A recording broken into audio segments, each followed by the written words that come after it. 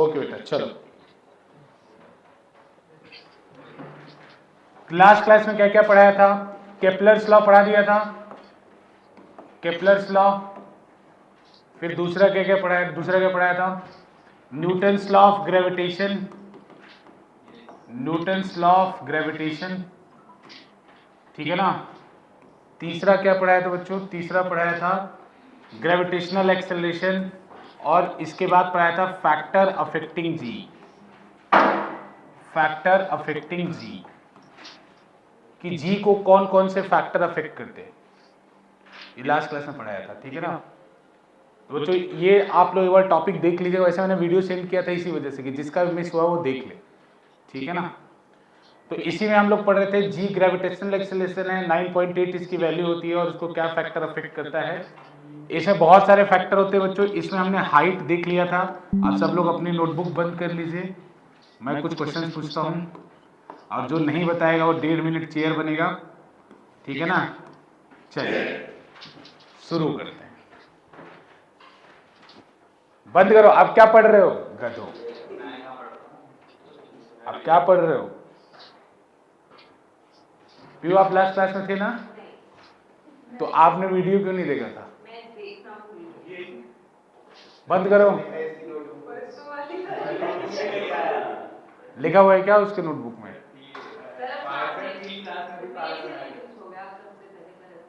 क्यों? अच्छा सबसे पहले नहीं पूछूंगा ना, हर्ष बताएगा सबसे पहले, हर्ष बताएगा। ठीक है ठीक है। चेयर बनना है, 1.5 मिनट चेयर बनने सबको आता है। पीट दूं? चलो ठीक है। रुद्र देखा था वीडियो?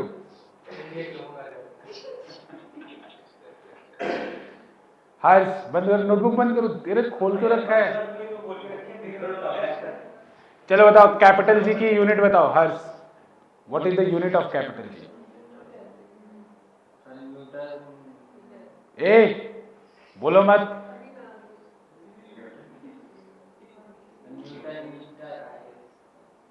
ठीक है, 1.5 मिनट। चेयर, चेयर आता है ना बनने, ठीक है। ए रुक जाओ रुक जाओ। ए तुमने नोटबुक क्या सिखाया? नोटबुक बंद करो। तुम बंद करो नोटबुक। पीयू बंद करो, पीयू बंद करो नोटबुक। पीयू बताओ variation of g with depth का फॉर्मूला बताओ।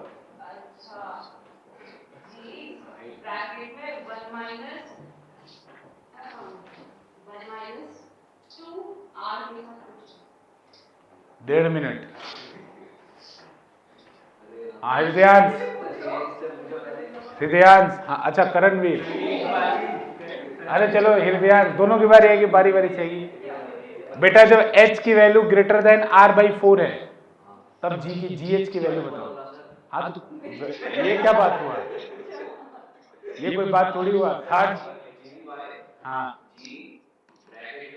हाँ हाँ 1.5 मिनट। तुम अरे मेरे को पता चल गया। करण तुम जीडी का फॉर्मूला बताओ। वेरिएशन, रुक जाओ, वेरिएशन विद डेप्थ का।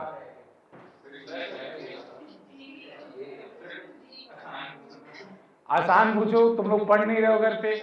रुद्र तुम पढ़ गए थे, गलत है बेटा, गलत है। रुद्र तो वीडियो भी नहीं था ना, इसीलिए भी नहीं था कि जिसका मिस हो गया वो याद कर लेगा, चीजों को समझ लेगा, ठीक है ना। चलो राम, ए रुक जाओ। नहीं पूछ के बनाएंगे, ऐसे थोड़ी बनाएंगे बेटा। h की वैल्यू 20 से r/4 के बीच में है, फॉर्मूला बताओ। रुक जाओ।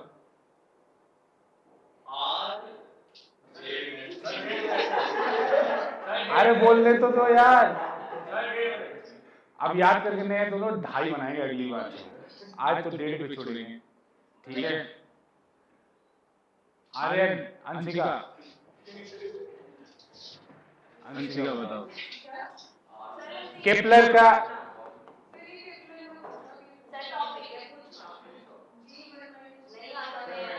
ये रट्टा वट्टा टाइप की चीजें नहीं मैं बताता हूँ। रुक जाओ मैं पूछता हूँ। बताओ अर्थ के सेंटर पे जी की वैल्यू क्या होती है? क्यों? फॉर्मूले में फॉर्मूला बताओ जीडी का। जीडी का फॉर्मूला बताओ। जीडी का हाँ हाँ तुम बताओ जी जीडी का फॉर्मूला। तुम तो आए नहीं थे, आए थे ना, तुम तो आए थे, आया था। जीडी का फॉर्मूला बताओ। हाँ हाँ ठीक है। G1 - D/R। अंशिका 1.5 मिनट। हाँ बेटा आप क्यों नहीं रिवाइज किया? कोई एक्सक्यूज नहीं। 1.5 मिनट चेयर।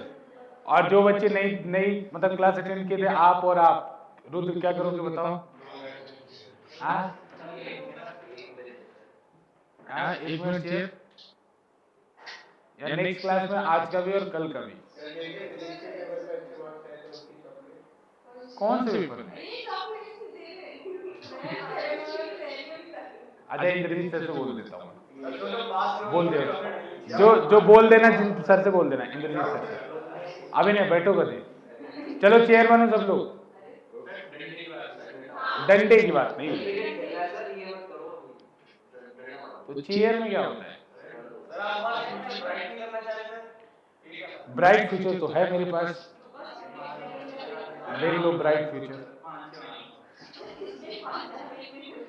सुनो एक बात, ठीक है आज मैं छोड़ रहा हूँ, लेकिन जो नहीं आएगा आज मैं छोड़ रहा हूँ नहीं, लेकिन बच्चों नेक्स्ट क्लास में पूछूंगा। वो क्या है? नहीं अभी नहीं। देखो इधर नेक्स्ट क्लास में अगर आप लोग याद करके नहीं तो पक्का चेयर बनाऊंगा, ठीक है ना। और इसीलिए मैं वीडियोस डालता हूँ ताकि आप एक बार उसको देख लें, ठीक है। सब लोग भी देख के आप लोग आएगा। चेयर बनाऊंगा नेक्स्ट क्लास में, एकदम डन है। हाँ कर लेंगे। पेजेस में नहीं हो पाएगा ना, कोई बात नहीं, पेजेस ले लेना।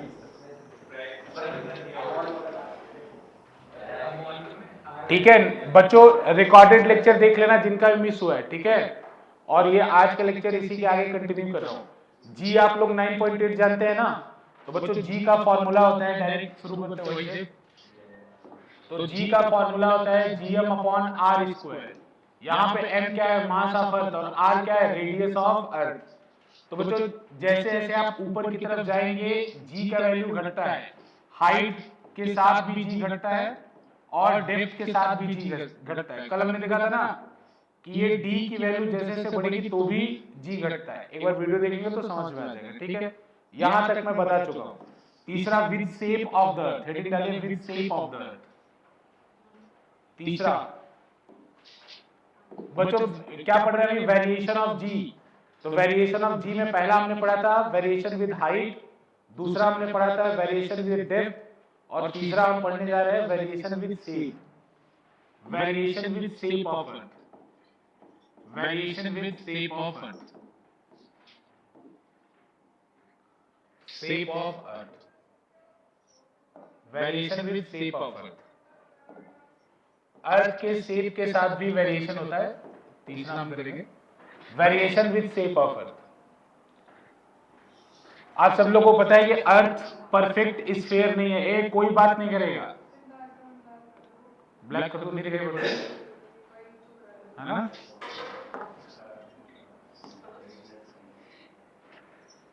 चलो ठीक है, ठीक। देखो variation with shape of the अर्थ, ठीक है बच्चों। तो variation with shape of the अर्थ में आपको पता है कि अर्थ जो है वो परफेक्ट स्फीयर नहीं है, ये पोल्स पे चपटी है, पता है आपको, है ना। इसको बोलते हैं, इसके शेप को स्फेरॉइड बोलते हैं, है ना, या ऑब्सोलेट स्फेरॉइड भी बोलते हैं इसको। तो कोई नहीं। तो यहां बच्चों आपको रेडियस जो पोल पे होता है वो कम होता है इक्वेटर से। कितना कम होता है? लगभग 21 किलोमीटर। अगर हम बात करें तो radius equator minus radius pole is approximately 21 kilometre. यानी पोल का रेडियस आपका इक्वेटर के रेडियस से 21 किलोमीटर कम होता है। ठीक है बच्चों। तो जी का फॉर्मूला क्या होता है, जी का फॉर्मूला होता है जीएम अपॉन आर स्क्वायर। अगर GM upon R square formula होता है तो बताइए किस प्लेस का जी ज्यादा होगा?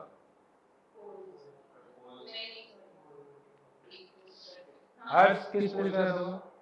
हाँ देखा, हाँ किस प्लेस का ज्यादा होगा? पोल का। बेटा जहां का आर कम होगा, यहां पे देख रहे हो ना, are E is greater than RP, तो बेटा डिनोमिनेटर जब ज्यादा होगा तो न्यूमरेटर कम, मतलब ओवरऑल फ्रैक्शन कम होगा। तो इसीलिए बच्चों अगर R E is greater than RP है तो G is less than GP, G is less than GP. आपका वेट कहां पे ज्यादा होगा, इक्वेटर पे या पोल पर? हाँ ठीक है ना, पोल्स पे ज्यादा होगा। वेट का फॉर्मूला क्या होता है जो नहीं आए थे, एम इंटू जी। वेट का फॉर्मूला होता है एम इंटू जी। तो जी जितना ज्यादा होगा आपका वेट उतना ज्यादा होगा, ठीक है ना। जी जितना ज्यादा होगा वेट आपका उतना ज्यादा होगा। लिखे बेटा।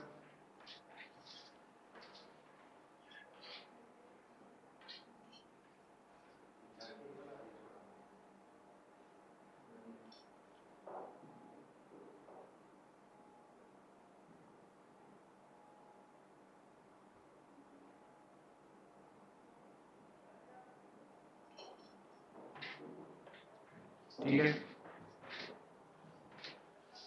बेटा, ऑनलाइन वाले बच्चों को ऑडिबल हो गए?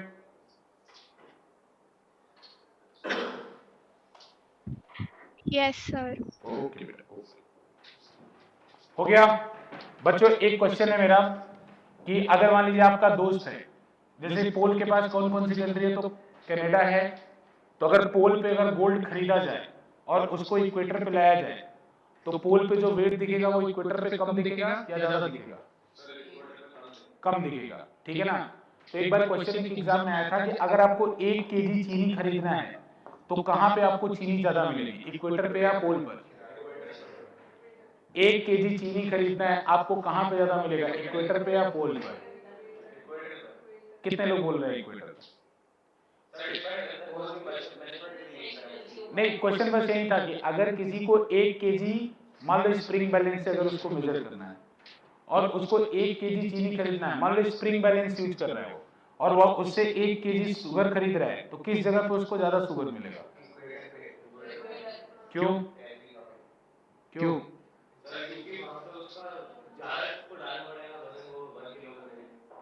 बच्चों देखो, इक्वेटर पे ज्यादा मिलेगा, क्यों? क्योंकि इक्वेटर पे जी की वैल्यू कम है, तो 1 केजी शो कराने के लिए ज्यादा मास आपको पुट करना पड़ेगा। तो इक्वेटर पे इसीलिए आपको मास ज्यादा डालना पड़ेगा 1 केजी शो करने के लिए, और पोल पे कम डालना पड़ेगा। समझ में आ रहा है कि नहीं? तो इक्वेटर पे आपको चीनी, जितने भी आपके मशीन है वो क्या शो करते हैं, वेट, ठीक है ना। तो इसीलिए आपको इक्वेटर पे ज्यादा मिलेगा। क्लियर है, कोई दिक्कत नहीं। आगे चले, इस पॉइंट में किसी को कोई प्रॉब्लम? बच्चों आप अगर इक्वेटर से पोल की तरफ जाएंगे, हर्ष बताओ, तो वेट बढ़ेगा या वेट घटेगा? इक्वेटर से पोल जा रहे हैं, वेट बढ़ेगा या वेट घटेगा? बताओ रुद्र। बढ़ेगा, क्योंकि इक्वेटर से पोल की तरफ जा रहे हैं तो जी की वैल्यू बढ़ेगी ना, और अगर जी की वैल्यू बढ़ेगी तो वेट आपका क्या होगा, बढ़ेगा। वेट इज इक्वल टू क्या होता है, एम इंटू जी। क्लियर? चलो अगला देखो, with rotation of the earth, with rotation of the earth, with rotation of earth, with rotation of earth और लैटिट्यूड, लैटिट्यूड पता है सबको? हाँ, लेटा हुआ इज लैटिट्यूड, करेक्ट, ठीक है ना। हमारे अर्थ पे 2 इमेजिनरी लाइंस है, एक लॉन्गिट्यूड और एक लैटिट्यूड। तो बच्चों देखो इसका डायरेक्ट फॉर्मूला, हालांकि मैं बता रहा हूं एनसीईआरटी में डायरेक्ट बोला है इसको।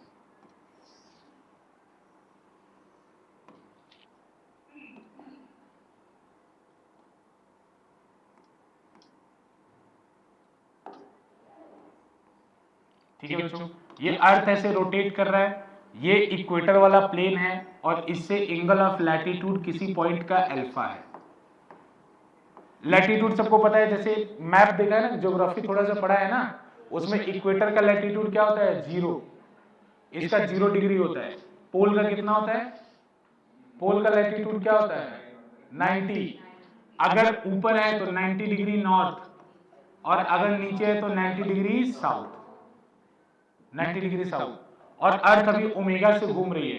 तो बताइए एक बार, ये वेट क्या होता है? वेट वो फोर्स होता है जो अर्थ किसी ऑब्जेक्ट पे सेंटर की तरफ लगाती है।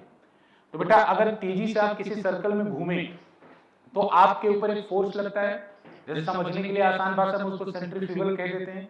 बाकी मैंने बताया तो उसकी कहानी सेंट्रीफ्यूगल की, लेकिन अभी समझने के लिए आप समझे, जैसे आप टर्न लेंगे तो आपके ऊपर एक फोर्स अपीयर होता है जो टर्न से अवे लेके जाता है। तो अर्थ जितना तेज घूमेगी उतना एक फोर्स आता जाएगा जो ग्रेविटी को अपोज करेगा। जैसे ग्रेविटेशनल फोर्स इधर लग रहा है, अर्थ तेजी से घूमना शुरू करेगी तो सेंट्रीफ्यूगल फोर्स उधर लगेगा। तो बच्चों वेट कम होगा या नहीं? तो क्वेश्चन पूछेगा आपसे कि अगर अर्थ तेजी से रोटेट करना शुरू कर दे तो weight of the person will decrease और इंक्रीज? डिक्रीज, क्योंकि ये वाला जो फोर्स है, इधर वाला जो फोर्स है, जिसको अभी के लिए मैं सेंट्रीफ्यूगल फोर्स कह रहा हूं, बाकी आप सबको पता है कि सेंट्रीफ्यूगल फोर्स नहीं होता है ना, ये इनर्शिया होता है, इनर्शिया ऑफ मोशन होता है, ठीक है ना। तो बच्चे इसलिए आपका वेट क्या होगा? घटेगा। इसका फॉर्मूला भी आता है, इसका फॉर्मूला क्या होता है? G omega is equals to G minus R omega square cos square alpha. G omega is equals to G minus R omega square cos square alpha. ठीक है ना। देखो इस पे न्यूमेरिकल डायरेक्ट नहीं आएगा, लेकिन कुछ चीजें यहाँ पे सीखने वाली है। ओमेगा क्या है बच्चों? ओमेगा है angular velocity of earth, angular velocity of earth, angular velocity of earth. जैसे अर्थ की एंगुलर वेलोसिटी क्या है? अल्फा क्या है बच्चों? Angle of latitude, angle of latitude, angle of latitude, alpha is angle of latitude, ठीक है ना। बाकी जी क्या है? तो जी जो इस फॉर्मूले से निकलता है, जीएम बाई आर स्क्वायर से। जी ओमेगा मतलब अर्थ के घूमने के बाद जो बचता है ना, जो अभी अर्थ घूमने के बाद जो बचता है वो जी ओमेगा होता है बच्चों, ठीक है। तो बताओ अभी अर्थ घूम रहा है या नहीं? अभी अर्थ नहीं घूम रहा है, करंट नहीं कर रही, नहीं घूम रहा है। अगर अर्थ अभी घूम रही है मतलब ये फॉर्मूला अभी अप्लाइड है, ये फॉर्मूला लगा हुआ है, तो अभी जो आपका वेट है वो आपके एक्चुअल वेट से थोड़ा सा कम है। जैसे मान लीजिए इस फॉर्मूले से आपने, सुनो ध्यान से, इस फॉर्मूले से कैलकुलेट किया, जी की वैल्यू आई 9.887 ऐसा मान लो। तो अगर ये अर्थ घूम रही है इसके वजह से जो मान लो ये जी है ये वाला, तो अभी के सिचुएशन में मान लो आप नोएडा में हो तो नोएडा का अल्फा होता है लगभग 28 डिग्री। आप निकाल सकते हैं angle of latitude her place का। तो बच्चों अगर नोएडा के लिए निकला है तो ये निकल के समथिंग 9.885 ऐसे करके आएगा। तो बच्चों डेसिमल के तीसरे डिजिट पे फर्क पड़ता है, ठीक है ना, अभी के सिचुएशन में। लेकिन आपका वेट थोड़ा कम हुआ ना, जैसे बच्चों ये ओरिजिनल वेट है इतना होना चाहिए, लेकिन अभी इतना दिख रहा है क्योंकि ये वाला फैक्टर अप्लाइड है। अभी भी अर्थ घूम रही है ना, तो इतना कम हो रहा है, तो उसके वजह से डेसिमल के तीसरे डिजिट पर, तुम लोग हटो इधर, इधर आओ, चलो इधर, चलो चलो हटो, नहीं बात नहीं करना है, मेरे से डाउट पूछो, बात करते हुए कोई नहीं पाया जाएगा, ठीक है। देखो ये समझ में आ रहा है? तो ये बच्चों ये घूमेगा अर्थ, तो ये फॉर्मूला अप्लाइड है, तो इसके वजह से डेसिमल के तीसरे डिजिट पे ये कम हो जाएगा, तो आपका वेट क्या हो जाएगा? डिक्रीज हो जाएगा। लेकिन एक बात समझो बच्चों, कॉस अल्फा, कॉस की वैल्यू कॉस 0 पे कितना होता है? कॉस 0 कितना होता है? 1, और कॉस 90 कितना होता है? 0। तो बच्चों थीटा जब बढ़ता है तो कॉस की वैल्यू क्या होती है? घटती है। मैथ में आपने पढ़ा होगा ये डिक्रीजिंग फंक्शन होता है 0 से 90 के बीच में, मतलब कॉस की वैल्यू 0 पे मैक्सिमम होती है और 90 पे 0 होती है, मिनिमम होती है, मतलब मिनिमम नहीं होती, 0 होती है। तो इस सिचुएशन में बच्चों जैसे जैसे ये वाला एंगल बढ़ेगा, जो आपके कॉस अल्फा की वैल्यू है वो क्या होती जाएगी? कम होती जाएगी। तो बेटा अगर पोल की बात करें, पोल पे अल्फा कितना हो जाएगा? 90। तो पोल पे अगर 90 हो जाएगा तो कॉस 90 कितना होता है? 0। तो जी ओमेगा इज इक्वल्स टू क्या हो जाएगा? जी। अब एक बात याद रखना, पोल पे दो कारण से आपका वेट ज्यादा होता है। एक जो पीछे बताया था कि पोल का रेडियस कम है, दूसरा बेटा जो घूमने के कारण वेट में कमी होता है वो पोल पर नहीं होता है। दो कारण है जिसके कारण पोल पे आपका वेट ज्यादा होता है। जैसे अगर फैन घूम रहा है बच्चों, इसका एक और अगर सिंपल टर्म्स में समझना हो, फैन घूम रहा हो तो ऐसे बहुत बार आप लोग करते हो कि फैन को ऐसे बीच वाले हिस्से को आप पकड़ लेते हो, बेड वगैरह पे चढ़ के बीच वाले हिस्से को पकड़ लेते हो, लेकिन कभी ऐसा नहीं होगा कि फैन के ब्लेड के यहाँ वाले हिस्से को पकड़ के दिखाओ, ऐसा नहीं करा होगा। क्यों नहीं करा होगा? क्योंकि बच्चे जैसे जैसे आप सेंटर रोटेशनल एक्सिस से दूर जाते हैं वैसे वैसे स्पीड क्या होती है आपकी, बढ़ने लगती है। तो अगर आपकी स्पीड बढ़ने लगेगी तो उतना ज्यादा रोटेशन का इफेक्ट होगा।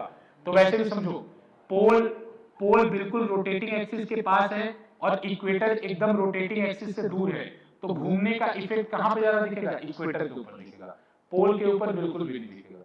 समझ में आ रहा है क्यों? क्योंकि पोल बिल्कुल रोटेशन एक्सिस के पास है, तो रोटेशन एक्सिस के पास होने की वजह से इस पे घूमने का असर नहीं दिखेगा। इसके कारण इन दोनों पोल पर आपका वेट ज्यादा होगा। अगर क्वेश्चन आता है कि अर्थ स्टॉप करना मतलब रोटेट करना स्टॉप कर दे, तो आपका वेट क्या होगा, इंक्रीज कर जाएगा, डिक्रीज कर जाएगा, इंक्रीज कर जाएगा, लेकिन दो प्लेस को छोड़ के, दोनों पोल्स को छोड़ के। समझ आ रहा है ना? क्योंकि दोनों पोल्स के ऊपर ऑलरेडी रोटेशन का कोई भी इफेक्ट नहीं है। ठीक है ना बच्चों? एक क्वेश्चन है, आप लोग, मैं डायरेक्ट डेटा बता रहा हूं, आप लोग इसको सॉल्व करके देखिएगा कि अगर अर्थ का स्पीड, रोटेशनल स्पीड, नोट करके लिख लीजिए, पहले मैं बता देता हूं फिर इसी को लिख लीजिए बच्चों। अगर ओमेगा की वैल्यू 1/800 रेडियन पर सेकेंड हो जाए तो weight at equator will be zero, weight at equator will be zero, weight at equator will be zero. सब लोग इक्वेटर के ऊपर हवा में उड़ने लगेंगे। क्यों? क्योंकि ये कैसे निकाला गया है, तो जी ओमेगा को आप जीरो पुट कर दीजिएगा बेटा, तो यानी ये वाला जो फैक्टर है उसको पूरी तरह से कौन बैलेंस कर दे रहा है, ये वाला। तो जब यहां से पुट करेंगे बेटा तो जी की वैल्यू हमें पता है, gm/r² या 9.8 या 10 ले लीजिए, 10 ले लीजिएगा बच्चों। आर की वैल्यू 6400 पता है हमको, आर मतलब रेडियस ऑफ अर्थ है, radius of earth last class में बताया था, रेडियस ऑफ अर्थ होता है 6400 किलोमीटर। ठीक है बेटा? तो रेडियस ऑफ अर्थ आपको पता है, cos अल्फा इक्वेटर के लिए कितना होगा, 0, cos 0 कितना हो जाएगा, 1। तो बच्चों यहाँ फॉर्मूला बनेगा g minus R omega square equal to 0, और बच्चों यहाँ से ओमेगा निकालोगे तो 1/800 आएगा रेडियन पर सेकेंड। तो इसका मतलब अभी जितना अर्थ घूम रही है उससे लगभग 3000 गुना तेज घूमे तो इक्वेटर पे वेट 0 हो जाएगा। अभी जिस स्पीड से घूम रही है उसका 3000 गुना घूमेगी तो आपका इक्वेटर पे वेट कितना हो जाएगा, 0। ठीक है ना? तो ये बात ऐसे, ये डायरेक्ट क्वेश्चन में आएगा, जब आप कोई एग्जाम दोगे तो ये डायरेक्ट क्वेश्चन में आएगा 1/800। हाँ 400 किलोमीटर, लेकिन मीटर में रखना उसको, मीटर में रखना। ठीक है ना? तो 10⁻³ एक्स्ट्रा आ जाएगा, फिर सॉल्व कर लोगे बहुत आराम से। नोट कर लो इसको बच्चों कि अगर ओमेगा इक्वल टू 1/800 रेडियन पर सेकंड हो जाए तो weight at equator will be 0। Equator पे आपका वेट क्या होगा, 0 होगा। ठीक है?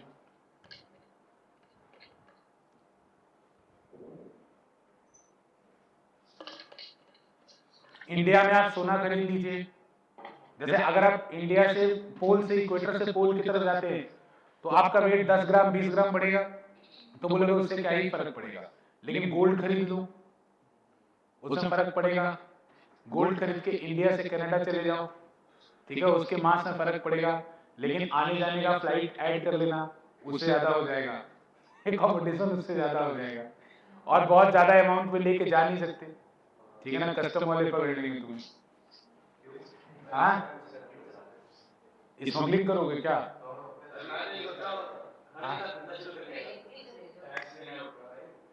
इनकम टैक्स पकड़ ले, एक सर्टेन अमाउंट से ज्यादा आप गोल्ड लेके नहीं जा सकते, बाकी टैक्स टैक्स दे दो फिर ले जाओ, चोरी से नहीं ले जा सकते। बच्चे क्लियर है? ये याद रखना। चलो चलो फोर्थ बच्चों, फोर्थ, फिफ्थ है क्या? लिखो विद डेंसिटी। हाँ ये सारे फैक्टर है, लास्ट विद डेंसिटी। विद बच्चों नोएडा का लैटिट्यूड आप लोग निकाल के गूगल करेंगे तो आपको पता चलेगा, मतलब आप गूगल पे सर्च करेंगे latitude and longitude of current place तो आपको तुरंत गूगल बता देगा। नोएडा, जैसे आपको अर्थ के बारे में पता है, 4 पोर्शन, अर्थ को 4 पार्ट में डिवाइड किया जाता है। ये जो इक्वेटर होता है अर्थ को नॉर्थ साउथ में डिवाइड करता है, इक्वेटर के ऊपर नॉर्दर्न हेमिस्फीयर, इक्वेटर के नीचे सदर्न हेमिस्फीयर। ये जो 0 डिग्री लॉन्गिट्यूड है ये ईस्ट और वेस्ट में डिवाइड करता है। ठीक है ना? तो इंडिया किधर की साइड मनाता है, ईस्टर्न साइड। ठीक है ना? तो इंडिया कौन से हेमिस्फीयर में है, तो नॉर्दर्न ईस्टर्न हेमिस्फीयर में। नॉर्दर्न ईस्टर्न मतलब इस लाइन के ऊपर है, और ये जो 0 डिग्री वाली लाइन है इसके ईस्ट में, मतलब ये इधर ईस्ट है, इधर ईस्ट है, इधर वेस्ट है ना, बाकी इधर साउथ, इधर नॉर्थ। तो इंडिया किसमें है? नॉर्दर्न ईस्टर्न में। अमेरिका किसमें है? ग्लोब देख लो, अमेरिका किसमें है? नॉर्दर्न वेस्टर्न में। ऑस्ट्रेलिया किसमें है? ऑस्ट्रेलिया यहाँ पे है, सदर्न ईस्टर्न में। समझा ना? तो इंडिया में अभी तुम अगर नोएडा का लैटिट्यूड चेक करोगे तो नोएडा का लैटिट्यूड में लिखा होगा 28 डिग्री नॉर्थ एंड साउथ में कुछ 67 या कुछ ऐसे लिखा होगा। हमने एक बार चेक किया था तो वहां पे ईस्ट लिखा होगा। लॉन्गिट्यूड में क्या लिखा होगा? ईस्ट। समझ में आ रहा है नहीं? और लैटिट्यूड में क्या लिखा होगा? नॉर्थ। ठीक है ना? हर जगह की पोजीशन आप जीपीएस ऐसे ही तो कैलकुलेट करता है। ठीक है? तो इंडिया नॉर्दर्न ईस्टर्न हेमिस्फीयर में, तो इससे आपको आइडिया हो जाएगा कि आप अर्थ पे एग्जैक्टली कहां पे हैं। ठीक है ना? इससे आइडिया आपको होता है। ठीक है ना? विद डेंसिटी लिखो, विद डेंसिटी बच्चों। ठीक है? डेंसिटी का फॉर्मूला लास्ट क्लास में बताया था, क्योंकि हमने उसमें भी तो देखा था जब डेरिवेशन कर रहे थे डी वाला। तो कुछ नहीं करना है, यहाँ पे आपको जी का फॉर्मूला क्या होता है? GM by R square. ये ऐसा इसलिए बता रहा हूँ क्योंकि इस पे न्यूमेरिकल ज्यादा आता है, इस वाले फॉर्मूले पे न्यूमेरिकल ज्यादा है, इसलिए आपको बता रहे हैं। तो जो m की वैल्यू में क्या लिख सकता हूँ? डेंसिटी इक्वल टू क्या होता है? Mass upon volume. Mass upon volume, तो अर्थ का मास में क्या लिख सकता हूँ? Density into 4/3 pi R cube, क्योंकि अर्थ एक स्फीयर है, स्फीयर का वॉल्यूम होता है पाई 4/3 पाई आर क्यूब। बच्चों पुट कर दो इसमें, तो g के अंदर जब पुट करोगे m की वैल्यू तो क्या होगा? g into 4/3 rho into 4/3 pi R cube upon R square. ठीक है ना? ये आएगा, आर स्क्वायर से कैंसिल कर दो, तो बच्चों यहां से आंसर आएगा z is equals to 4, constant पहले लिख लो 4/3 पाई जी रो आर।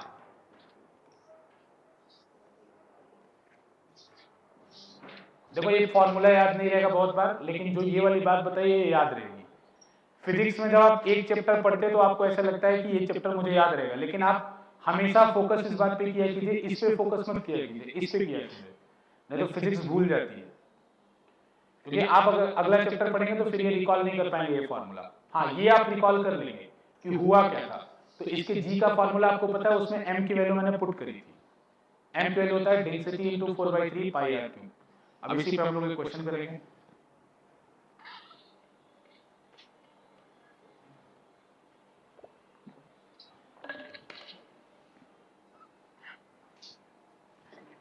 ठीक है बच्चों, चलिए लिखिए। if the ratio of density of two planet if the ratio of density of two planet is 1:3 if the ratio of density of two planet is 1:3 and density of their radii is 1:2. If the ratio of density of two planet is 1:3 and the ratio of their radii is 1:2, then find the ratio of their g. g मतलब gravitational acceleration. then find the ratio of their g, उनके g का ratio बताना है। then find the ratio of their g, then find the ratio of their g।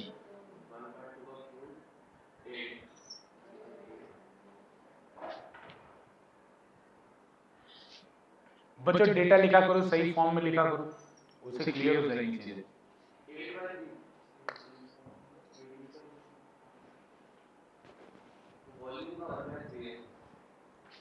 बेटा direct लगा दो ना इस स्विच, तो बेटा नीचे भी तो आर स्क्वायर आएगा उस तरह। तो ये आप करो तो इसको क्यों छोड़? हाँ बस, तो आप क्यों कर रहे हो? फिर निकालो रुद्र, क्या हो? हाँ 2/3। अरे बच्चों देखो, डेटा सही सही लिखा करो। ρ1/√2 क्या दिया है? ρ1/√2 कितना दिया है? 1/3। और बच्चों अगर r1/r2 कितना दिया है?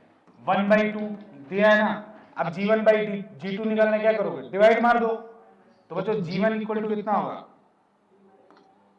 g1 इक्वल टू होगा 4/3 पाई g ρ1 r1। अरे ये तो कांस्टेंट है ना ये तीनों, कैपिटल जी भी कांस्टेंट है, इसी तरह G2 निकाल लो, G2 भी कितना होगा 4/3 पाई G √2 R2, डिवाइड मार दो। अगर इसको डिवाइड करो तो बच्चों सब कुछ कट जाएगा, देखो 4/3 पाई G कट जाएगा, तो कितना आएगा G1/G2 is equals to ρ1/ρ2 into R1/R2। R1/R2 direct multiply करो, 1/3 इसकी वैल्यू कितनी दी थी 1/3, तो 1/3 इनटू 1/2, तो आंसर कितना आएगा 1/6। ठीक है ना, डायरेक्ट इसका आंसर आएगा 1/6। ठीक है बच्चों, अगर दो प्लेनेट है, अब उनका डेंसिटी सेम है, तो G1 और G2 का ratio direct density direct radius का रेशियो हो जाएगा। अगर दो प्लेनेट है जिनका डेंसिटी सेम बोल दे तो G directly proportional to R हो जाएगा कि नहीं, तो G1/G2 डायरेक्ट R1/R2 के इक्वल हो जाएगा। ठीक है ना, तो ये सब याद रखना, इस पे क्वेश्चन इस तरह का क्वेश्चन इस पे पूछा जाएगा। ठीक है ना, डेंसिटी वाला फॉर्मूला थोड़ा अच्छा सा है, इसको याद रखना है। बोलेगा दो प्लेनेट का डेंसिटी सेम है, ग्राफ बोलेगा कि डेंसिटी सेम है दो प्लेनेट का, G और R का ग्राफ बनाओ, तो ग्राफ बना दो, स्ट्रेट लाइन बनेगा पासिंग थ्रू ओरिजिन। बच्चों देखो, अगर डेंसिटी कांस्टेंट हो तो G directly proportional to R हो जाता है कि नहीं, अगर G directly proportional to R है तो जैसे जैसे R, बिल्कुल जैसे जैसे R बढ़ेगा बच्चों वैसे वैसे G बढ़ेगा, और R की वैल्यू 0 होगी तो G की वैल्यू भी क्या होगी 0। समझ रहा है ना, तो ये छोटी छोटी बातें हैं लेकिन इनको ध्यान रखना है इस तरह से न्यूमेरिकल। देखो ग्रेविटेशन के क्वेश्चन बहुत ही आसान होते हैं, ठीक है ना, बहुत ज्यादा आसान होते हैं, एक बार पढ़ लो, फॉर्मूले उनके देख लो, समझ लो बस। और लेकिन याद ये लास्ट वाला स्टेप मत किया करो ग्रेविटेशन में, ऊपर वाला। हाँ, एच वाले केस में थोड़ा बहुत दिमाग में याद रखो कि कैसे फॉर्मूला आया। फिजिक्स पढ़ने का सीक्रेट यही है कि जो लास्ट में फॉर्मूला याद करेगा वो याद नहीं कर पाएगा, उसको हमेशा पीछे से देखो कि उसका ओरिजिन क्या है ना। एक बार दिमाग में समझोगे तो वैसे न्यूरॉन्स डेवलप होंगे उस सब्जेक्ट के, तो इससे आपको फायदा मिलेगा। तो हमेशा पीछे से कैसे आया उससे उसको समझा करो, डायरेक्ट रिजल्ट नहीं, रिजल्ट में प्रॉब्लम होगा, क्योंकि जब आप लास्ट में जाओगे 11th 12th मिला के तो कुल 400-500 फॉर्मूले हो जाएंगे, रिकॉल करने में हालत खराब हो जाएगी एक साथ रिकॉल करने में। लेकिन रिकॉल क्या होगा जिसमें तुमने समझा है, जैसे यहाँ समझा कि m की वैल्यू पुट की है, रो इंटू 4/3 पाई आर क्यूब, वही याद रहेगा, बाकी कुछ याद नहीं रहेगा। तो जिसको पता होगा पुट करके साइड में निकाल लेगा, तो ऐसा उसको करते करते याद भी हो जाता है फॉर्मूला, इससे आपको फाइनल रिजल्ट याद करने में भी मदद मिलता है। तो जो अभी तक जितना फैक्टर हमने जी का देखना है देख लिया कि जी किनके किनके साथ वेरी करता है, तो जी जैसे जैसे वेरी करेगा वैसे वैसे आपका वेट भी वेरी करेगा। समझ में आ रहा है ना, क्योंकि वेट का फॉर्मूला क्या होता है m इंटू जी, तो वेट के ऊपर बहुत क्वेश्चन बनेगा। हाइट बढ़ने के साथ वेट क्या होता है डिक्रीज करता है, नीचे जाने पर भी वेट आपका क्या करता है डिक्रीज करता है। ठीक है ना, तो एक क्वेश्चन कर लेते हैं हमको, देखो question, find the ratio of find the relation between height and depth, find the relation between height and depth where weight of a person is equal, find the relation between height and depth where weight of a person is equal, h equal to d दूसरा, h equal to 2d तीसरा, h equal to d/2 चौथा, h equal to d/4। बच्चों question का मतलब समझ रहे हैं, एक पर्सन का वेट सरफेस पे सबसे ज्यादा होता है, find the relation between height and depth where weight of a person is equal, where weight of a person is equal. बच्चों ऊपर जाएगा तो भी वेट घटेगा, नीचे जाएगा तो भी वेट घटेगा। तो मान लो एक बार वो सरफेस से ऊपर गया, या दो आइडेंटिकल पर्सन है, एक ऊपर गया एक नीचे गया, तो ये कितना ऊपर जाए और ये कितना नीचे जाए कि दोनों का वेट बराबर हो। तो बच्चों कुछ नहीं करना है इसमें, वेट कब बराबर होगा, m तो सेम ही रहता है, m तो सेम ही रहता है, वेट तब बराबर होगा बच्चों जब gh इक्वल टू gd हो जाए, जब gh इक्वल टू क्या हो जाए gd। तो बस gh का फॉर्मूला है, क्योंकि ये लास्ट क्लास है तो बहुत लोगों को पता नहीं होगा, gh का फॉर्मूला ये वाला अप्लाई करना। बच्चों देखो मोस्ट ऑफ द केस में आप ये वाला फॉर्मूला अप्लाई करना, जब h आपको पता ना, जब h, इसके तीन फॉर्मूले बताएं h के, h वाला सबसे कॉम्प्लिकेटेड है, बाकी उसके बाद वाले आसान है। और gd का तो एक ही फॉर्मूला होता है, g into 1 minus D by R. बच्चों सॉल्व कर लो, आंसर निकालो, d equal to 2h, third वाला। ठीक है ना, बस इसको सॉल्व कर लो, निकालो आंसर।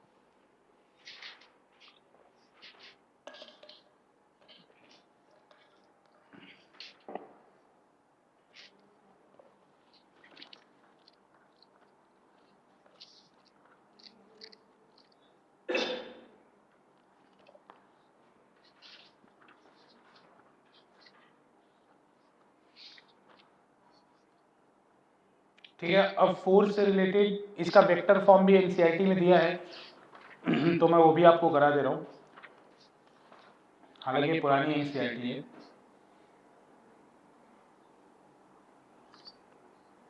ठीक है,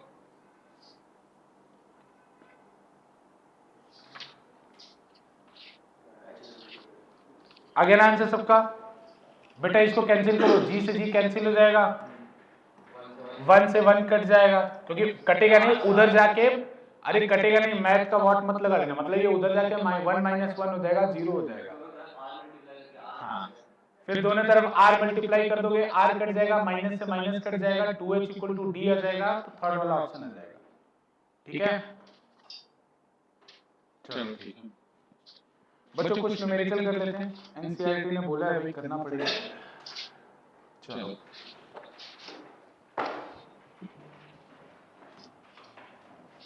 बच्चों, सबको ये फॉर्मूला पता है, अगर एक वेक्टर a है ऐसे, एक वेक्टर b है ऐसे, तो इनके बीच में एंगल थीटा है, तो इनका रिजल्टेंट का फॉर्मूला r इक्वल टू, मैंने बोला था ये फॉर्मूला हमेशा याद होना चाहिए, a square plus b square plus 2ab cos theta. अगर किसी को याद नहीं है तो इसको नोट कर लेगा, अभी इसी की जरूरत है। ठीक है ना, और इसमें एक और बात, एक और फॉर्मूला था कि a और b का r क्या है बच्चों, r यहाँ पे रिजल्टेंट है। रिजल्टेंट का मतलब आप लोग समझ रहे होंगे, दो को हटा के एक को ले आना है, तो एक को ले आएंगे तो उसकी वैल्यू क्या होगी, तो ये उसकी वैल्यू होगी। साथ में आपको एंगल भी बताना पड़ता है बच्चों, ये एंगल भी बताना पड़ता है, तो ये एंगल अल्फा बताना पड़ता है। कैसे, जो रिजल्टेंट आएगा वो भी तो वेक्टर होगा ना, तो वेक्टर में दो चीज होता है, एक होता है मैग्नीट्यूड, एक होता है डायरेक्शन। तो बेटा ये फॉर्मूला तो केवल मैग्नीट्यूड का है, डायरेक्शन का क्या फॉर्मूला होगा, तो डायरेक्शन के लिए ये फॉर्मूला, ठीक है ना। ये tan अल्फा का, tan अल्फा क्या फॉर्मूला होता है, याद है किसी को? बहुत बढ़िया, बहुत वेरी गुड। tan अल्फा का फॉर्मूला होता है b sin थीटा, बस ऐसे ही वाट लगना है, a plus b cos theta. हाँ बस बच्चों देखो, ये फॉर्मूला सबको याद रहना चाहिए, क्योंकि तुम अगर वेट करो तुम्हारा पीछा छोड़ेगा तो कभी नहीं छोड़ेगा।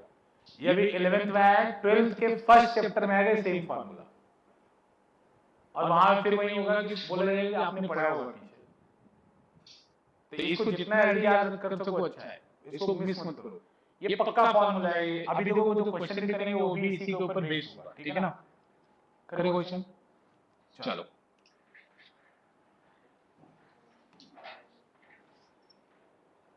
वेक्टर का थोड़ा सा प्रॉब्लम आएगा।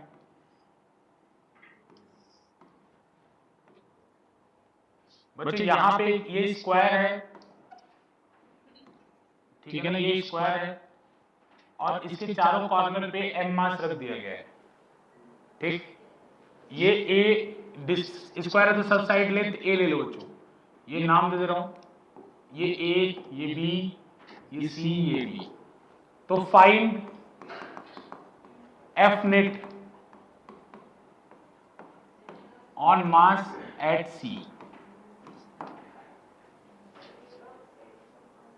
ठीक है बच्चों, आपके लिए फॉर्मूला आपके पास क्या है, f का, मतलब अगर दो मास के बीच में फोर्स निकालना हो उसका फॉर्मूला आपके पास यही है ना, G m1m2 by r square,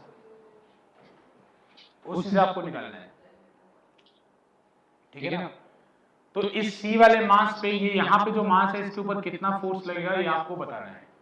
आपका आंसर G R के G और A के टर्म में होगा, ठीक है ना बच्चों, तो बताना है। चलिए देखते हैं, पहले बताते हैं फिर आप लोग ट्राई करिएगा, बताएं। देखिए तो वेक्टर, हालांकि वेक्टर पे देखो फिर से वेक्टर वापस आएगा, कुछ टॉपिक बार बार फिजिक्स में वापस आएगा, जैसे कि वेक्टर और कैलकुलस, वो पीछा नहीं छोड़ेगा। तो इस सिचुएशन में बच्चों हम लोग देखते हैं कौन कौन इसके ऊपर फोर्स लगाएगा।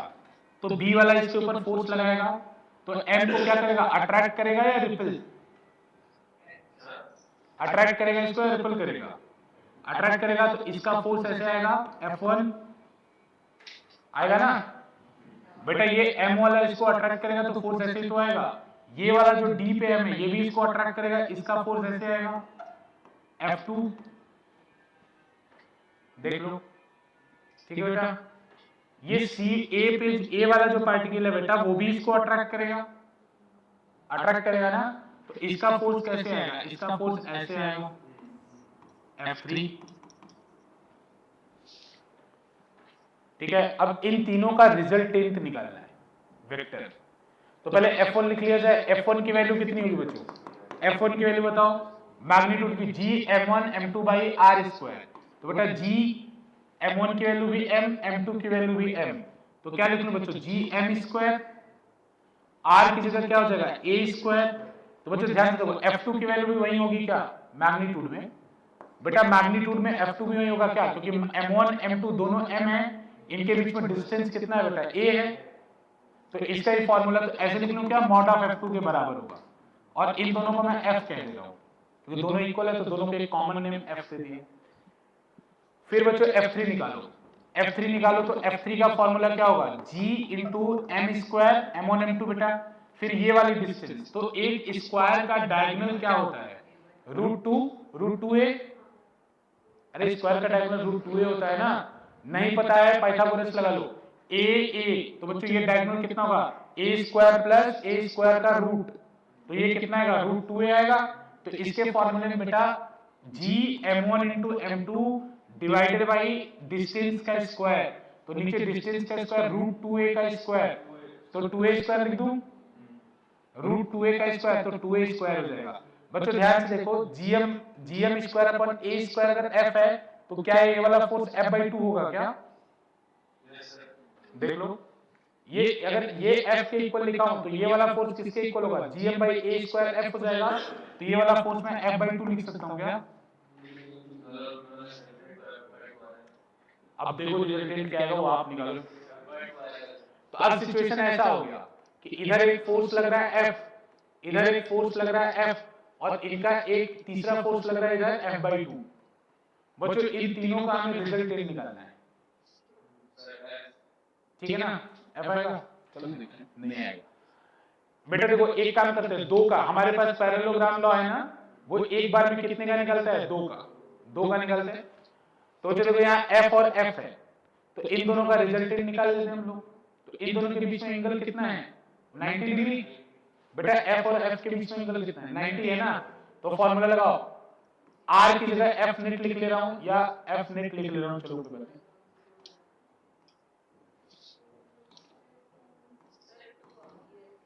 चलो देखते हैं। F लिख ले रहा हूं तो बेटा ये कितना है? √f square plus f square plus 2f into f cos 90। तो बेटा बाद वाला टर्म 0 हो जाएगा ना?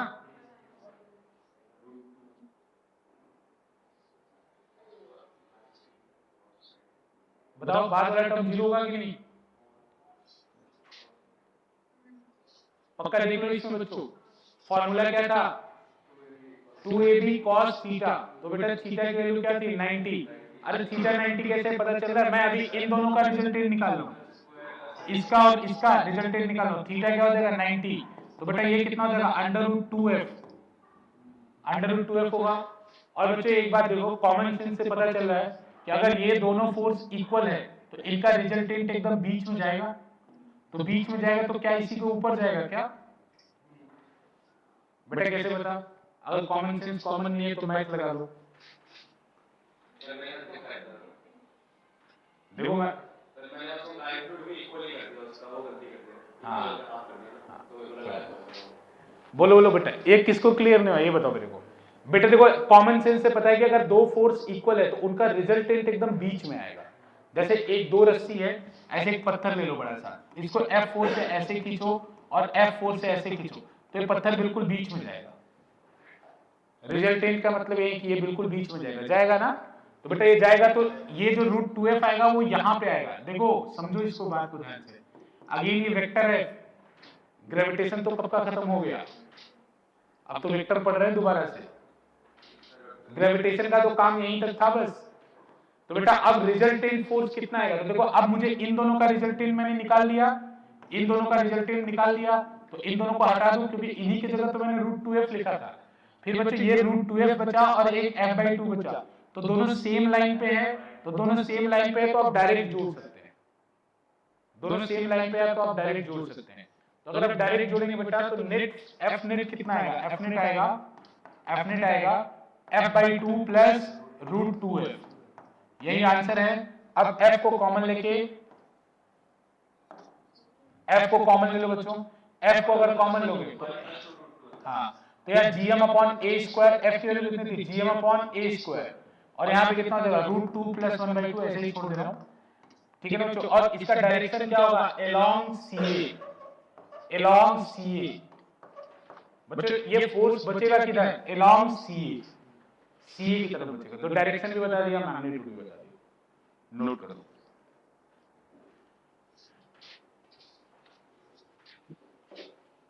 बुक में देखोगे तो आई कैप जे कैप से किया है। हाँ हाँ हाँ हाँ, ये जीएम स्क्वायर होगा बच्चों।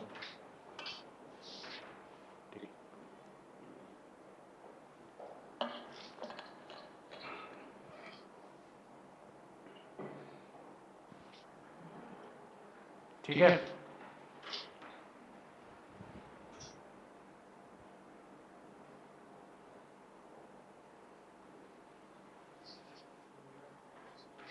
देखो परेशान करने के लिए वेक्टर ही आएगा, तो जिनको वेक्टर मतलब वेक्टर में पढ़ाऊंगा दोबारा से, जिन लोगों को अगर, हालांकि एक क्लास मैंने ली थी एक्स्ट्रा, आप लोग थे ना वेक्टर वाले में, तो वेक्टर दिया था, बाकी जिन बच्चों का नहीं हुआ वेक्टर दोबारा भी पढ़ा देंगे, ठीक है, उसको परेशान नहीं होना।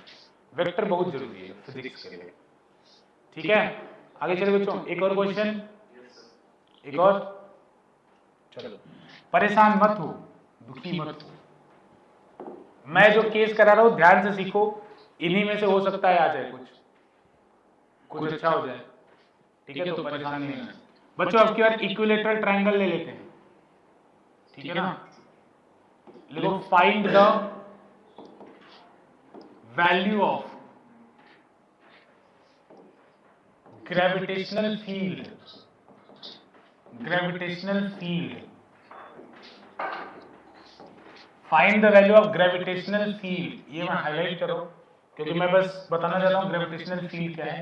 At the centroid, gravitational field at the centroid, centroid, ठीक है ना, एट द सेंट्रॉइड, ठीक है ना। अब मैं बना रहा हूं डायग्राम, रुको।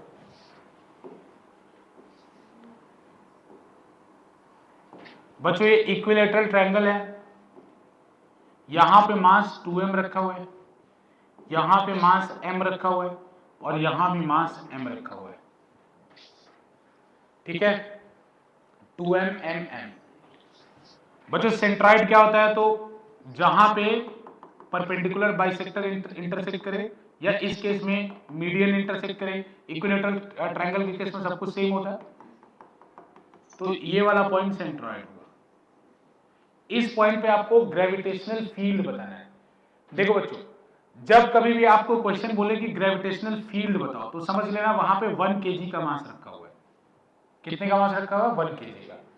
ग्रेविटेशनल फील्ड का मतलब होता है फोर्स पर यूनिट मास। क्या मतलब होता है, फोर्स पर यूनिट मास।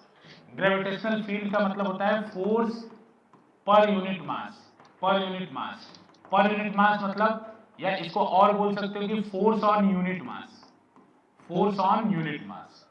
तो अब देखो ये अलग से टॉपिक नहीं पढ़ा रहा, बस सिंपल बात है कि दिमाग में विजुलाइज कर लेना है कि यहाँ 1 kg का मास रखा है और इसके ऊपर फोर्स। जब भी आपको क्वेश्चन बोले कि ग्रेविटेशनल फील्ड निकालो, तो दिमाग में क्या रखना है कि जिस जगह निकालने को बोला है उस जगह 1 kg का मास रख दो, बस खत्म बात। अब सॉल्व करते हैं इसको, ठीक है ना। तो सॉल्व करने के लिए चलिए दिमाग लगाते हैं हम लोग कुछ। सबसे पहले अगेन मैथ, बचपन की मैथ बेकार वाली, ठीक है ना। बहुत सारे लोगों का, कुछ लोग का हो सकता है नहीं, जैसे आपका नहीं।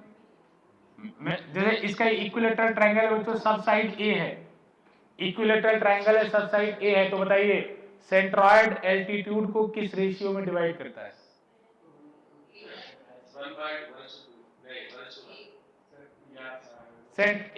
या कोई भी ट्रायंगल में सेंट्रॉइड एल्टीट्यूड को किस रेशियो में डिवाइड, एक बार याद रख लो, हमेशा के लिए याद रख लो। क्या बोले, अरे यही क्वेश्चन वेक्टर में आया, यही क्वेश्चन अभी 12th का पहला चैप्टर पढ़ो फिर उसमें आएगा, यही क्वेश्चन अभी वेक्टर में पीछे आया फिर आ गया, बार बार आता रहेगा।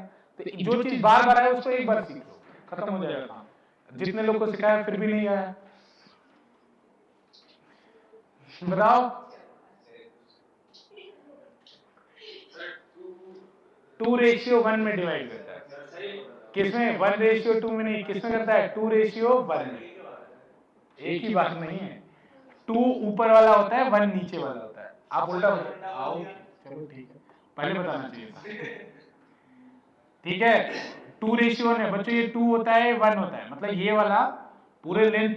अच्छा बताओ, इक्विलेटरल ट्रायंगल का एल्टीट्यूड उसकी वैल्यू क्या होती है, एच की वैल्यू क्या होती है?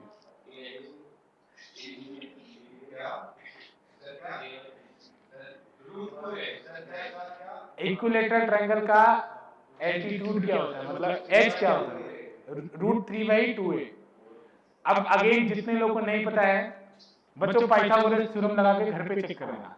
ये a है, ये a/2 होगा, तो बेटा ये राइट एंगल ट्रायंगल बन रहा है कि नहीं? ये वाला देखो ध्यान से, ये राइट एंगल ट्रायंगल बन रहा है ना, ये a हो गया, ये a/2 होगा, क्योंकि ये तो मिड पॉइंट है ना, ये टोटल a है, तो ये वाला डिस्टेंस कितना होगा a/2। तो बेटा ये निकल जाएगा ना पाइथागोरस थ्योरम से, h² = b² + p²। तो बेटा यहाँ पे आपको क्या निकालना है, p निकालना है, तो p² = h² - b²। करके देख लेना। और अभी मैं डायरेक्ट बता रहा हूँ कि बच्चों h की वैल्यू आती है √3/2a, और आप लोग इसको डायरेक्ट याद रखें तो कोई बुराई वाली बात नहीं, ठीक है ना, √3/2a होता है, ठीक है ना। अब इसको 2:1 में डिवाइड करना है, तो बताओ ये वाला डिस्टेंस कितना होगा। देखो मुझे क्या चाहिए, अगर यहाँ पे 1 kg का मास रखा है तो फिजिक्स को क्या चाहिए, फिजिक्स को इन दोनों मास के बीच में डिस्टेंस चाहिए, तो मुझे ये वाली वैल्यू चाहिए। समझ में आ रहा है बच्चों, जो ये वाली वैल्यू होगी वही ये वाली वैल्यू होगी, और वही ये वाली वैल्यू होगी, तो मुझे तो ये चाहिए ना, तो मुझे ये 2 वाला चाहिए, जैसे 2:1 में करता है, तो मुझे ये वाला चाहिए, ये वाला नहीं चाहिए, ठीक है। अब क्या करें फिर, तो रेशियो सॉल्व करना सबको आता है बचपन में, 2:1 में करता है तो इसको 2x मान लो और इसको x मान लो। अगर 3:1 में करता तो इसको 3x, इसको x मानता। तो बच्चों यहाँ 2x + x = कितना हो जाएगा, ये √3/2a। तो यहाँ से सॉल्व कर लो, x की वैल्यू कितनी आएगी, x की वैल्यू आएगी 3 a/2√3। चेक कर लो बच्चों, ये 3x हो जाएगा, 3 को उधर भेजोगे √3 नहीं आया। ठीक है, बाकी लोग बच्चों परेशानी नहीं, ठीक है कोई बात नहीं, ठीक है, ये मैं दोबारा बता रहा हूँ, कोई बात नहीं, बार बार सीख लो। तो बच्चों यहां से हमें x चाहिए था कि 2x, 2x चाहिए था ना बेटा, तो 2x कितना होगा, x में डबल कर दो, तो हमारा जो 2x होगा a/√3, a/√3 होगा। अब सॉल्व करो क्वेश्चन, अब क्वेश्चन स्टार्ट होता है। यहां से तो हम लोग बेसिक मैथ बचपन वाली पढ़ रहे थे, 10th की कम वाली, 10th से कम वाली। अब स्टार्ट करो 10th से नीचे वाली क्लास, चलो अब स्टार्ट करो क्वेश्चन। बेटा क्वेश्चन कैसे स्टार्ट करोगे, हाँ बेटा फील्ड मतलब यहाँ 1 kg का मास रख लो और फोर्स निकाल लो। बेटा देखो ग्रेविटेशनल फील्ड होता क्या है, फोर्स ऑन 1 kg मास। तो जिस जगह पे आपको ग्रेविटेशनल फील्ड निकालना है उस जगह पे मास की वैल्यू 1 रख दो बस, और फोर्स मतलब अपने माइंड में रखो कि मुझे फोर्स ही कैलकुलेट करना है। तो बेटा यहाँ 1 रख के फोर्स कैलकुलेट कर लो, ठीक है ना, कैलकुलेट करो फोर्स।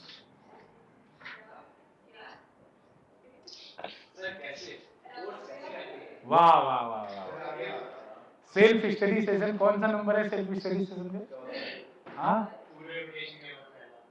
पूरे रोटेशन में पहला ना, चलो कम से कम ये तो बोले तुम लोग, सेल्फ स्टडी सेशन 1। अरे G(m1m2/r²), और क्या करोगे, अरे भाई तुम लोग फोर्स निकालने के लिए क्या करोगे, यहाँ 1 kg का मास रखा है, यहाँ 2m रखा है, तो फॉर्मूला लगा दो ना, G × 2m × 1 ये वाले डिस्टेंस का स्क्वायर। नहीं, बहुत बढ़िया, वेरी गुड वेरी गुड। देखो इधर एक बार देख लो, फिर से मैं शायद कुछ बता पाऊं। ये वाला मास, ये वाला मास इसके ऊपर इधर फोर्स लगा रहा होगा ना, ध्यान दो इधर, ये वाला मास इसके ऊपर फोर्स लगा रहा होगा ना, कितना फोर्स लगा रहा, मान लो F1। अरे ये 1 kg रखा हुआ है, ये वाला इसको फोर्स लगा रहा होगा, ये m वाला भी तो इसके ऊपर फोर्स लगा रहा होगा ना, इस फोर्स को मान लो F2, ये वाला भी फोर्स लगा रहा होगा, इसको मान लो F3। F1 क्या होगा, F1 का मैग्नीट्यूड क्या होगा, 2m g into 2m into 1 upon ये वाले डिस्टेंस का स्क्वायर। हाँ, तो तुम F2 और F3 को रिजल्टेंट निकाल लो, वो उसके अपोजिट कर लो। करो करो करो, सही सोच रहे हो, करो। चलो चलो बच्चे देखो, ये चीज से भागना मत, क्योंकि ये 12th में सेम चीज रिपीट होगी, मार्क्स की जगह चार्ज हो जाएगा। सेम क्वेश्चन रिपीट होगा, मैं बता रहा हूं, और मार्क्स की जगह चार्ज हो जाएगा। बस सेम क्वेश्चन, आइडेंटिकल क्वेश्चन। मतलब जो बच्चा ग्रेविटेशन पढ़ रहा है ना, याद रखो 12th का एक चैप्टर पढ़ रहा है, पहला चैप्टर 12th का इलेक्ट्रोस्टैटिक, दोनों आइडेंटिकल है। अरे इधर वाला लिख लिया था ना, ये तो जनरल बातें की थी। फिर मैं कल पूछूंगा, लेकिन देखो एक बात बता दूं, मेरी जो भी नेक्स्ट क्लास होगी उसमें ये जरूर क्वेश्चन पूछूंगा कि यहां से यहां तक का डिस्टेंस कितना होता है। अगर नहीं याद कर गया, पक्का चेयर बनाऊंगा नेक्स्ट क्लास में।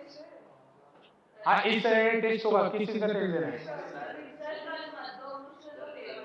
अरे पेपर किसका खत्म हुआ? अभी खत्म हो गए ना सबके पेपर। किस चीज का पेपर देना है? चलो वेडनेसडे को टेस्ट होगा, किसी भी चीज का हो जाएगा। सैटरडे को तुम आओ।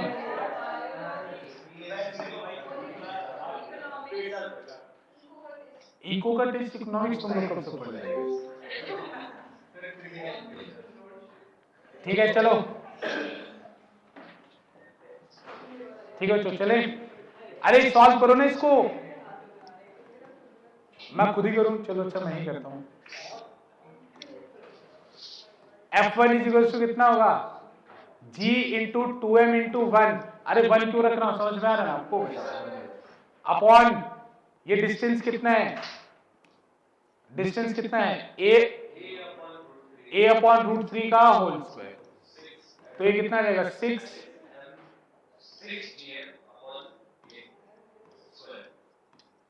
आ जाएगा।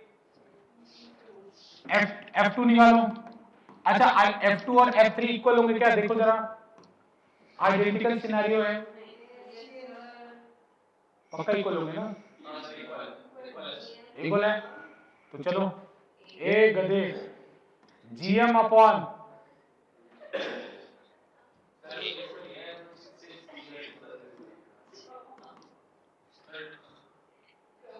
रुक जाओ बेटा, क्या बताओ, क्या लिख लो।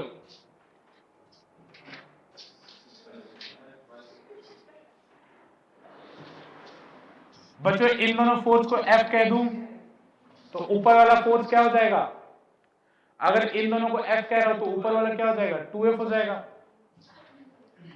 अरे समझ में आया, ऊपर वाला 2F क्यों होगा, क्योंकि डबल है उसका। अब देखो यहां पे 2F फोर्स ऊपर लग रहा है, F फोर्स इधर लग रहा है, और F फोर्स इधर लग रहा है। अब इन दोनों F के बीच में एंगल कितना होगा, पता ना चला? 120 ना बेटा, ये 30 है, ये 30 है, तो ये कितना होगा, 120। तो 120 होगा। अब आप लोग को मैथ आती है, लगा दीजिए। क्या करोगे, एक ए की जगह F, बी की जगह F, थीटा की जगह cos 120, मतलब थीटा की जगह 20। cos 120 होता है -1/2। चलो मैं डायरेक्ट बता दूं, चिंता मत करो तुम लोग। चलो चलो सॉल्व करो, करो। जितने लोग को वेक्टर आता होगा उनका आंसर आ चुका होता है। सॉल्व करो, उसके बाद मैं एक चीज बताता हूं।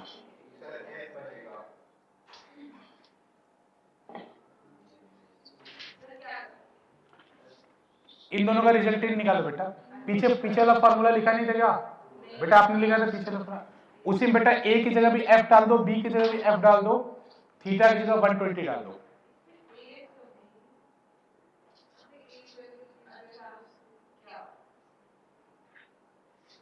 अब मैं देखो चेयर बहुत ज्यादा बनाऊंगा, क्योंकि 11th वाली क्लास बहुत लापरवाह होती जा रही है।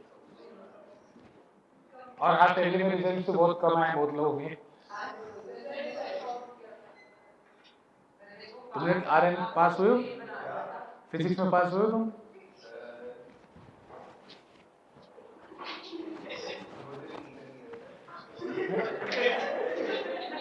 क्या मतलब तुम्हें अपने ऊपर भरोसा था कि मैं पास नहीं हो सकता? बढ़िया। चलो चलो चलो चलो बच्चों निकालो, ये निकला नहीं। हे भगवान, क्या किया जाए? Self study session. F square plus 2f² cos 120। ये बात मत करो। 2f² plus 2f² cos 120 minus 1/2।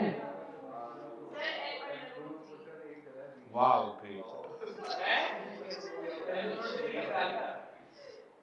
बेटा ये 2 से 2 कैंसिल होगा। मुझे पता था, मुझे करना नहीं चाहिए था, लेकिन मुझे पता था कि बच्चे कुछ कर देंगे हमारे।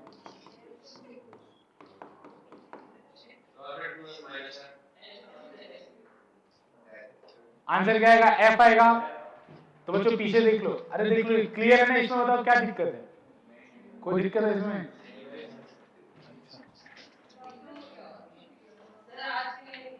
ये क्या बात है? अभी तो क्लास शुरू भी नहीं हुई है। कुछ है ब्रेक वेक नहीं। तुम लोग इतना गंदा मैथ पढ़ रहे हो, मतलब इसमें ब्रेक भी चाहिए? मैं इतना बेसिक बेसिक चीजें पढ़ा रहा हूँ, 10th से नीचे का मैथ पढ़ा रहा हूँ मैं, फिर मैं वेक्टर चैप्टर दोबारा पढ़ा रहा हूँ। तो बच्चों ये रिजल्टेंट किधर आएगा? एफ बीच में आएगा। अगेन ये दोनों फोर्स का रिजल्टेंट हमने अभी पीछे निकाला, एफ आएगा।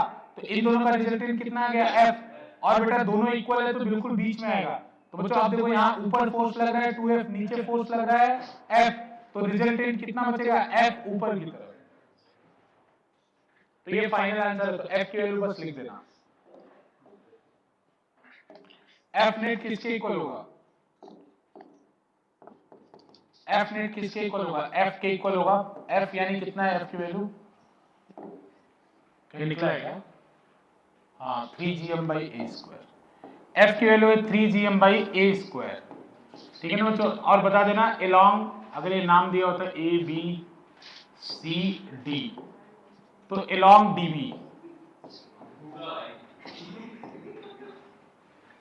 Along db। एक खाना बंद करो क्लास में। सब लोग मतलब पढ़ाई के अलावा सब कुछ कर लो तुम लोग क्लास में, बस पढ़ाई मत करो। भूख लग गई तुम्हें 2 घंटे की क्लास में, रखो अंदर रखो। बताओ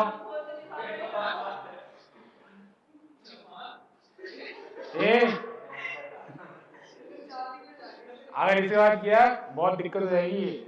उसका अभी तुम्हें पता है ना, वो फंडामेंटल राइट्स है, उसका वायलेशन हो रहा है उसका। हो गया? अरे तुम लोग एक नेक्स्ट क्वेश्चन में खुद सॉल्व करो, घबराओ मत तुम लोग। होमवर्क कुछ नहीं होता है, तुम उधर बैठ जाओ।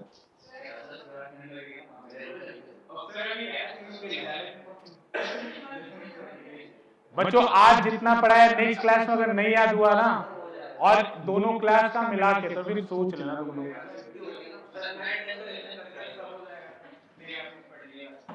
चलो आगे। अरे प्लीज कुछ नहीं। एक तो तुम लोग अगर अच्छा पढ़ते, अगर तेज स्पीड से सिलेबस चल रहा होता, मतलब इतना स्लो स्पीड चल रहा है, 2 टॉपिक पढ़े बस। अरे कोई बात नहीं। लिखो ग्रेविटेशनल पोटेंशियल एनर्जी। अरे रोज कौन सा है?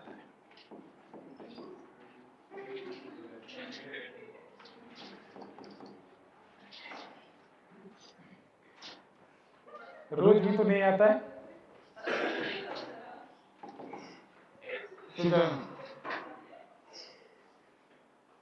अभी P2 में क्लास 11 तो पूरा बहुत गंदा चल रहा है। क्लास 11 वाले बहुत अब पिटाई हो गई इन सबका। नेक्स्ट क्लास में पक्का चेयर बनाऊंगा। आज मुझे बना देना चाहिए था, आज छोड़ना नहीं चाहिए था ना। हाँ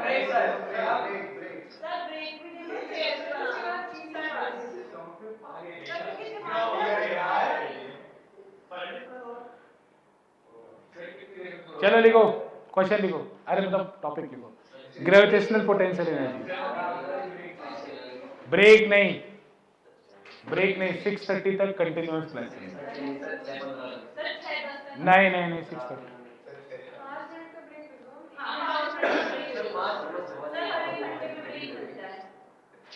5 मिनट पक्का?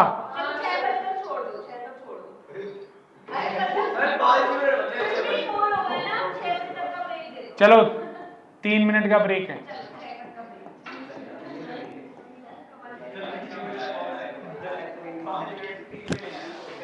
अरे मुझे पता है वो 5 मिनट ही ब्रेक लेंगे, वो गधे हैं। मैंने 5 बोला होता तो 7 लेते।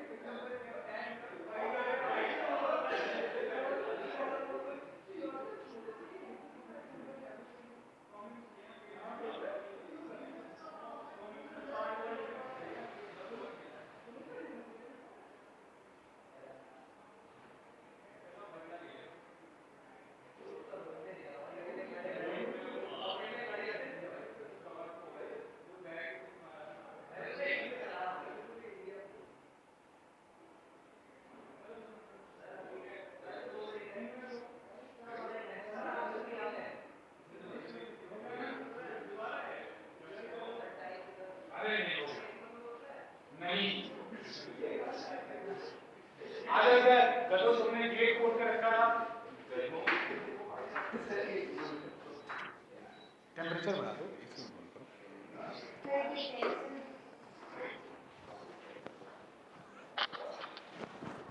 चलो बैठ जाओ।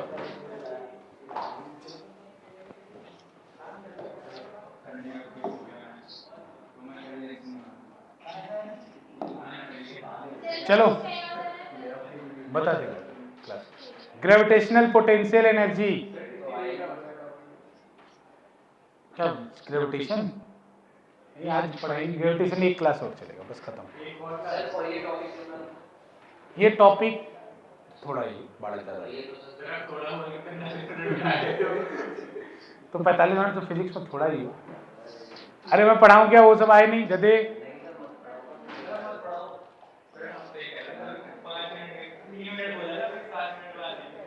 Hello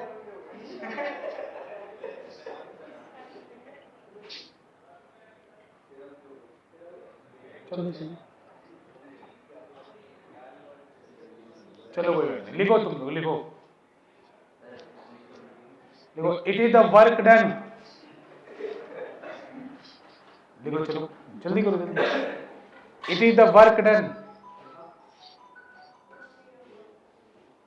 it is the work done to move a unit positive charge. जल्दी करो, टाइम हो चुका है। It is the work done. It is the work done. It is the work done to move a unit positive charge. It is the work done to move. It is the work done to move a mass. अरे sorry मैं charge बता रहा हूँ। It is the work done to move a mass. It is the work done to move a mass from infinity. It is the work done to move a mass from infinity. From infinity to a point. To a point inside. To a point inside. To a point inside the gravitational field.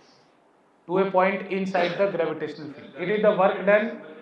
हाँ बेटा इसको होता है, you से इसको represent करते हैं वैसे। It is the work done to move a mass from infinity to a point inside the gravitational field. लिख लिया? फील्ड ग्रेविटेशनल फील्ड बताया था ना। ग्रेविटेशनल फील्ड का तो ऐसे कोई सिंबल नहीं होता, लेकिन ऐसे अगर जैसे ई के टर्म्स में लिखते हैं, लेकिन ग्रेविटेशनल फील्ड ही ज्यादा है, उसका प्रॉपर सिंबल नहीं होता। अलग अलग बुक में अलग अलग। 10th में है ई, मतलब वो लेकिन इलेक्ट्रिक फील्ड का था। ठीक है ना, हो गया। और करके एक और डेफिनेशन लिखो। और करके एक और डेफिनेशन लिखो। It is the energy required. It is the energy required to create a system. Second वाला ज़्यादा आसान है। It is the energy required to create a system, assuming the mass. It is the energy required to create a system assuming the mass to be infinitely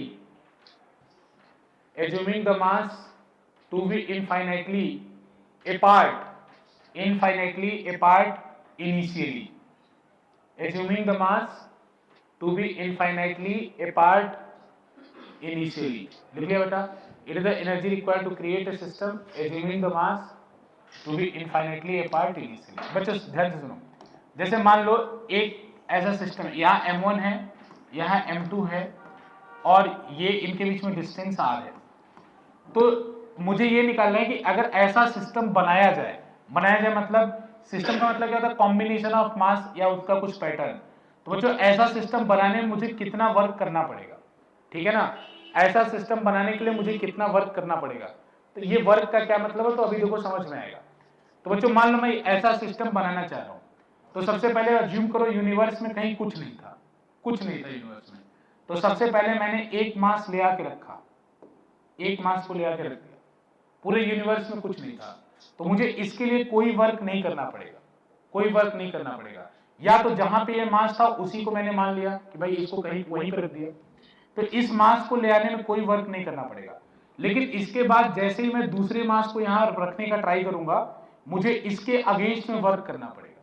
कैसे बच्चों जब ये मास को मैं ले आऊंगा, यहां से ले आऊंगा, तो ले आऊंगा बच्चों, तो ये इसको अट्रैक्ट करेगा ना, ध्यान से सुनो, ये इसको अट्रैक्ट करेगा ना, तो ये अपने आप है, तो इसकी स्पीड बढ़ती जाएगी।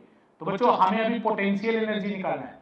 तो पोटेंशियल एनर्जी में वर्क डन में मैंने एक कॉन्सेप्ट बताया था कि बेटा जब वर्क डन आप करते हैं तो दो जगह पे जाता है, एक काइनेटिक एनर्जी में जाता है और पोटेंशियल एनर्जी में जाता है। तो बच्चों अगर मुझे पोटेंशियल एनर्जी निकालना है तो काइनेटिक एनर्जी का चेंज क्या कर दूं, 0। अब तब डायरेक्ट जो वर्क डन निकलेगा वो किसके इक्वल होगा, पोटेंशियल एनर्जी के। ये मैं पीछे भी कर चुका हूं, एक बार पढ़ाते समय भी आपको बताया था कि अगर पोटेंशियल एनर्जी निकालना है तो जनरली हम लोग वर्क डन करते हैं तो दोनों में जाता है, काइनेटिक में भी जाता है और पोटेंशियल में। तो बच्चों अगर मुझे पोटेंशियल निकालना है तो काइनेटिक को मैं चेंज ना करूं तो वर्क डन डायरेक्ट पोटेंशियल के इक्वल हो जाएगा। क्लियर है ना बेटा, दरवाजा बंद कर दो, ठीक है।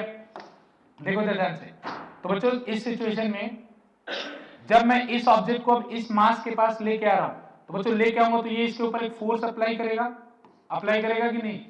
तो अगर ये फोर्स अप्लाई करेगा तो इसकी स्पीड बढ़ेगी, अरे फोर्स अप्लाई करेगा तो स्पीड बढ़ेगी ना। अब मान लो बेटा मैं स्पीड को बढ़ने नहीं देना चाहता, क्यों नहीं बढ़ने देता, क्योंकि मैं काइनेटिक एनर्जी चाह रहा हूं चेंज ना हो। तो अगर स्पीड बढ़ेगी तो काइनेटिक एनर्जी चेंज होगी, तो चेंज नहीं होने के लिए मैं एक फोर्स रिवर्स डायरेक्शन में लगाऊंगा, ठीक है ना बच्चों, रिवर्स डायरेक्शन में लगाऊंगा जिससे इसकी स्पीड ना बढ़े। तो इस सिचुएशन में बच्चों अगर मैं इस डिस्टेंस पे इसको लाता हूं तो कितना वर्क डन करना होगा वो हमें निकालना है। तो डायरेक्ट मैं फॉर्मूला लिख रहा हूं बच्चों और इसको हम लोग सॉल्व करेंगे। वर्क डन निकालना है, वर्क डन निकालना है। तो इस m1 मान लो m1 अभी कुछ x डिस्टेंस पे आ गया है, तो पहले m1 इंफिनिटी डिस्टेंस पे था और फिर x की फाइनल वैल्यू क्या रखनी है मुझे, r के इक्वल रखनी है। तो x की इनिशियल वैल्यू इंफिनिटी थी, फिर इस मास को स्लोली मुझे मूव करके r तक ले आना है। इस प्रोसेस में कितना वर्क डन होगा ये मुझे देखना है। तो बच्चों वर्क डन निकालने का फॉर्मूला क्या होता है, अगर यहां बताओ फोर्स वेरिएबल है या कांस्टेंट है, ये जो फोर्स लग रहा है वेरिएबल है या कांस्टेंट है, वेरिएबल है। तो वर्क डन का फॉर्मूला इंटीग्रेशन से निकलता है, तो dw m2 तो dw इज इक्वल टू कितना होगा बच्चों, फोर्स का फॉर्मूला कितना होगा, gm upon gm1 m2 upon x square dx, और ये डेरिवेशन है देखो, और इसकी लिमिट क्या पड़ेगी, इंफिनिटी टू r, क्योंकि मैं m2 शुरू में कहां पे था, इनफाइनाइट पे, अब मुझे इसको लाना कहां पे है, r डिस्टेंस पे। तो बेटा फोर्स वर्क डन निकालने का फॉर्मूला फोर्स इनटू डिस्प्लेसमेंट, तो gm1 m2 x square into dx। अब इसी को सॉल्व कर दो बच्चों, gm1 m2 इंटीग्रेशन से बाहर आ जाएगा, log x नहीं होगा बेटा, gm1 m2 देखो क्या है, gm1 m2 इंटीग्रेशन से बाहर हो जाएगा, अंदर क्या बचेगा 1/x स्क्वायर dx, और यहां लिमिट क्या लगेगी, इंफिनिटी टू r। बच्चों 1/x स्क्वायर dx का इंटीग्रेशन कितना होगा, हाँ ठीक है, x to the power n dx का इंटीग्रेशन कितना होता है, x to the power n plus 1 upon n plus 1 plus c, होता है कि नहीं। तो बेटा यहाँ n की वैल्यू किसके इक्वल है, -2 के। कैसे बता बेटा, इसको ऐसे लिख सकते हो ना, ठीक है जी, इसको ऐसे लिख सकते हो ना, x का पावर -2 dx, और यहां पर लिमिट लगा दो इंफिनिटी टू r। तो बेटा इसका n की वैल्यू कितनी है, -2, तो अब फाइनल रिजल्ट क्या बनेगा, x to the power -2 plus 1 divided by -2 plus 1। तो बच्चों डायरेक्ट यहाँ पे इसका आंसर बनेगा gm1 m2 अपॉन ये x टू द पावर -1 हो जाएगा अपॉन -1। तो ये -1 को मैं बाहर ले लूं तो यहां पे माइनस लगा दे रहा हूं बच्चों, -2 क्यों आएगा बेटा, -2 क्यों आएगा सोच लो, ठीक है ना, -1 आएगा। चलो पूरा ही कर देते हैं, नहीं तो बच्चे कहेंगे कहां से चीजें होंगी। और यहां पर लिमिट लगा दो, लिमिट कितना लगाओ, इंफिनिटी टू r। तो बेटा माइनस में ये वाला माइनस बाहर ले रहा हूं, तो ये जाएगा -gm1 m2, और x टू द पावर -1 को क्या लिख सकते हो, 1/x इंफिनिटी टू r। देखो मैं जानबूझ के समझाने के लिए लेंदी कर रहा हूं, अदरवाइज मैं जिसको आता है वो डायरेक्ट यहां से यहां आ जाएगा और सॉल्व कर देगा, ठीक है ना। लेकिन आप पहली बार समझ रहे हो इसलिए चीजों को सब चीज बता रहा हूं। अब बच्चों वैल्यू डालो, तो आपको पता है सबसे पहले ऊपर वाला वैल्यू डलता है, माइनस लगता है, नीचे वाला डलता है। तो बेटा u का फॉर्मूला कितना हो जाएगा, u का फॉर्मूला हो जाएगा minus G m1m2 1 by R minus 1 by infinity, minus 1 by infinity. इसके बाद इधर बच्चों minus 1 by infinity, 1 by infinity क्या होगा 0, 1 बाई इंफिनिटी क्या होगा 0। तो यहां से u का फॉर्मूला हो जाएगा minus G m1m2 by are, ठीक है ना, minus G m1m2 by R, minus G m1m2 by R. यानी इस सिस्टम को बनाने में इतनी एनर्जी लगी होगी। ये माइनस क्यों आ रहा है, क्योंकि एनर्जी लगी नहीं होगी, अपोजिट डायरेक्शन में वर्क डन करना पड़ेगा। बच्चों ये माइनस इसलिए आ रहा है ना, क्योंकि आपको मैंने अभी बताया था ये तो अपने आप आना चाह रहा है इसके पास, लेकिन हमें इसको आने से रोकने के लिए ऐसे फोर्स लगाना पड़ा ना, उल्टा फोर्स लगाना पड़ेगा ना। तो मेरा फोर्स है ऐसे और ये पार्टिकल आ रहा है ऐसे, तो इसका मतलब मेरे फोर्स और इस डिस्प्लेसमेंट में कितना एंगल है 180, तो वर्क डन फाइनल क्या आएगा नेगेटिव, क्योंकि मेरा वर्क, क्योंकि जो एजेंट है उसी का वर्क डन पोटेंशियल एनर्जी होता है, ठीक है ना, तो इसलिए माइनस। और याद रखना दुनिया में जितने भी अट्रैक्टिव फोर्सेस है सबका पोटेंशियल एनर्जी माइनस आएगा। माइनस का मतलब अट्रैक्टिव फोर्सेस है, समझ लो। अगर पोटेंशियल एनर्जी माइनस में है इसका मतलब वो फोर्स कैसा है अट्रैक्टिव। तो जितने भी दुनिया में अट्रैक्टिव फोर्सेस है उनका पोटेंशियल एनर्जी माइनस में आएगा ही आएगा, ठीक है ना। तो नोट कर लो इसको, ये डेरिवेशन है जितने लोग का स्कूल है। यहां से शुरू करना तो लोग डायरेक्ट इंटीग्रेशन की लिमिट डालना, वो तो समझने के लिए था, सब डाल के सॉल्व कर देना, डायरेक्ट आएगा ये स्कूल एग्जाम में। स्कूल एग्जाम में इसका प्रूफ, ठीक है ना, इन्फिनिटी का।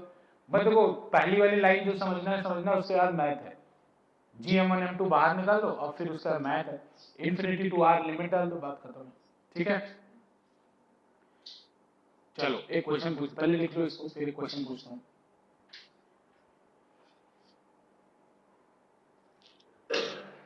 ठीक है, मेहनत करो, तुम लोग पढ़ाई के प्रति इतनी डिमोटिवेटेड क्यों हो गए हो, हैं? ऐसा नहीं बच्चों, मेहनत करो, कोई फायदा नहीं किसी चीज का, ठीक है ना। थोड़ा थोड़ा मेहनत करो, तुम लोग मेहनत नहीं कर रहे हो तुम लोग बिल्कुल। Minus G m1m2 by are, ठीक है। अब क्वेश्चन पूछने में बताएंगे आप लोग। अब याद रखिएगा हमेशा, अगर दो मास है उनके बीच में डिस्टेंस r है तो बेटा उनका पोटेंशियल एनर्जी कितना आएगा minus G m1m2 by R. ये वो एनर्जी है जो इस सिस्टम को बनाने में लगी है, ऐसा इसका मतलब है कि इस सिस्टम को बनाने, मतलब अगर आपसे कोई क्वेश्चन पूछे कि इस सिस्टम को तोड़ने के लिए कितनी एनर्जी चाहिए, तो जैसे मान लो इसकी वैल्यू आ गई -50 जूल, ये सिस्टम बनाने की एनर्जी है। अब किसी ने बोला कि इस सिस्टम को मैं तोड़ना चाहता हूं, तोड़ने का मतलब इन दोनों मास को वापस से इनफाइनाइटली अपार्ट करना चाहता हूं, इन्फिनिटी, तो कितना हो जाएगा प्लस कर दो 50 में, मतलब इसी को बाइंडिंग एनर्जी भी कहते हैं, ठीक है ना। बाइंडिंग एनर्जी में पोटेंशियल एनर्जी का माइनस कर दो, ठीक है। चलो एक क्वेश्चन जिससे पूछूंगा वही बताएगा। यू की आर का, बच्चों ये समझ रहे हो ना, आर क्या है, दोनों मास के बीच का डिस्टेंस। अगर मैं आर की वैल्यू बढ़ाता हूं तो ग्रेविटेशनल पोटेंशियल की वैल्यू या ग्रेविटेशन पोटेंशियल एनर्जी की वैल्यू घटेगी या बढ़ेगी। आर बढ़ाता हूं तो ग्रेविटेशनल पोटेंशियल एनर्जी का वैल्यू घटेगा या बढ़ेगा। रुक जाओ हर्ष, रुक तो जाओ हर्ष, हाँ चलिए ठीक है, घटेगी। कितने लोग बोल रहे हैं, जल्दी बताओ, एक छोटा सवाल है, घटेगी जल्दी। अरे छोटी सी बात है, खत्म करो यार। आर बढ़ने पे ग्रेविटेशनल पोटेंशियल एनर्जी की वैल्यू बढ़ेगी या घटेगी। कितने लोग बोल रहे हैं घटेगी, बढ़ेगी, क्यों घटेगी, जो लोग बोल रहे हैं बढ़ेगी, घटेगी ना यार। अरे रुद्र क्या होगा, अरे रुद्र क्या होगा, अरे बताओ अंशिका, ग्रेविटेशनल पोटेंशियल आर बढ़ा रहे हैं, ग्रेविटेशनल पोटेंशियल एनर्जी बढ़ेगी या घटेगी।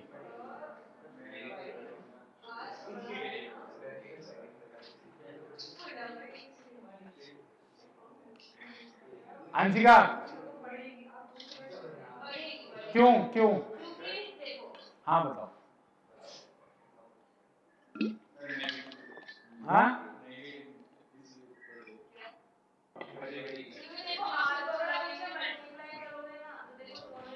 देखो इधर ध्यान से सुनो, अगर तुम्हें फ्रैक्शन पता है ना, फ्रैक्शन में एक डिनोमिनेटर, न्यूमरेटर होता है, एक डिनोमिनेटर होता है, पता है ना तुम लोग को। पता है ना? तो जब डिनोमिनेटर बढ़ता है तो फ्रैक्शन क्या होता है? घटता है। तो रुक जाओ, हाँ क्या कह रहे थे पीयू? तो घटेगा ना? पीयू से पूछ रहा हूं मैं, घटेगा ना बेटा? अभी बताओ आंसर जिसको चेंज करना हो। आंसर चेंज कर लो जो लोग बोल रहे हैं। हाँ देखो, पहले वैल्यू माइनस, ये नो डाउट, अगर डी बढ़ाओगे तो एफ क्या होगा? कम होगा। लेकिन बेटा पहले -4 था, अब -2 हुआ है, तो -2 बढ़ा कि -4? -2। तो भाई साहब क्या होगा, मतलब खतरनाक स्थिति। बच्चों अगर मान लो माइनस नहीं होता, ये माइनस नहीं होता, तो आर बढ़ाने पे वैल्यू घटती।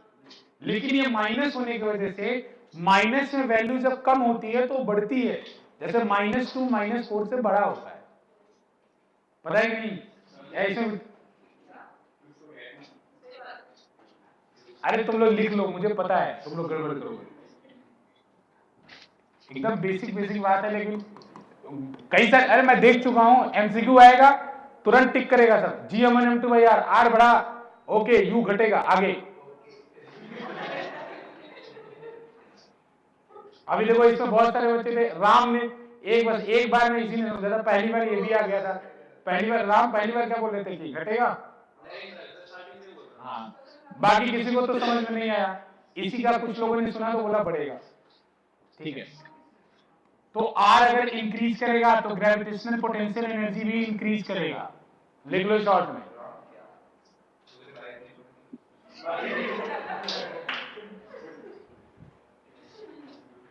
आर बढ़ेगा तो ग्रेविटेशनल पोटेंशियल एनर्जी बढ़ेगा। याद रखो ये बात, ये गलती नहीं होना चाहिए, मैं फिर पूछूंगा नेक्स्ट क्लास में। नेक्स्ट क्लास में देखो, 1 घंटे की क्लास है, आधे घंटे पनिशमेंट देंगे। हाँ, और आधे घंटे पनिशमेंट, बाहर नहीं अंदर, आधे घंटे पनिशमेंट और आधे घंटे पढ़ाई। क्या हो गया? ए तुम फिर गा रही हो, रखो। क्या यार मतलब, चलो क्वेश्चन करते हैं। देखो, find the gravitational potential energy of the system. देखो, find the GP of the system.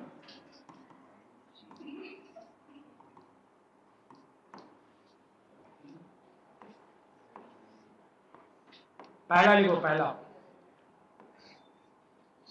बच्चों, यहां मास m1 है, यहां मास m2 है, यहां मास m3 है, ये डिस्टेंस a1 है, ये a2 है, ये a3 है। इसका ग्रेविटेशनल पोटेंशियल एनर्जी लिखना है। मैं डायरेक्ट लिख रहा हूं, देखो दो दो के कितने पेयर बनेंगे, वो डायरेक्ट लिख दो। तो कितना होगा? -G m1 m2 upon a1, और पोटेंशियल एनर्जी कौन सी क्वांटिटी होती है? Scalar vector. एनर्जी कौन सी क्वांटिटी? एनर्जी कौन सी क्वांटिटी होती है?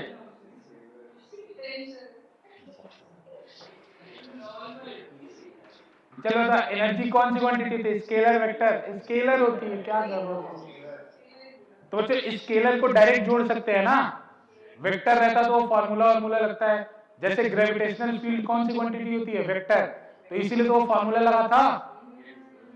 यहां तो डायरेक्ट जोड़ दो, m1 m2 का हो गया, फिर G m1 m3 upon a2। अरे ठीक, तुम समझ रहे हो ना, ड्राइंग के हिसाब से लिख रहा हूं मैं। -G m2 m3 upon a3, ये पोटेंशियल एनर्जी खत्म। अरे दो दो का जितना पेयर बनेगा देख लेना। अब अगला क्वेश्चन मैं पूछूंगा, फिर बताना उसको। ये तो मैंने बता दिया। बच्चों, work done to separate them infinitely apart. Work done, तो देखो मान लो ये ui आया, तो अगर इनको इनफाइनाइटली अपार्ट सेपरेट कर दोगे तो वर्क डन का फार्मूला होता है uf माइनस ui। अरे ऐसे बता दे रहा हूं, तो अगर वो इनफाइनाइटली अपार्ट हो गए तो उनकी पोटेंशियल एनर्जी कितनी हो जाएगी? 0। इनिशियल कितनी थी? तो इनिशियल इतनी थी। आना तो सीधी बात है, अगर ये -50 आया तो -50 कितना हो जाएगा, +50। अभी जो समझाया था कि -50 है तो -50, तो उसी को कहने का तरीका होता है कि वर्क डन होता है UF माइनस UI, तो 0 माइनस UI। तो डायरेक्ट मतलब ये फॉर्मूला भी होता है, ये याद रखना, UF माइनस UI। गुस्सा नहीं होता है, फिजिक्स है, दिमाग खराब हो जाता है कभी कभी। अब इतना गुस्सा मत करो, कोई बात नहीं, ठीक है। लिख लिया? अरे ग्रेविटेशन बहुत आसान चैप्टर है, इसको तो बच्चे गिनते ही नहीं है। रोटेशन तो मतलब पूरे फिजिक्स का सबसे डिफिकल्ट चैप्टर, सबसे डिफिकल्ट पूरे। वो तो उसका कोई बात नहीं।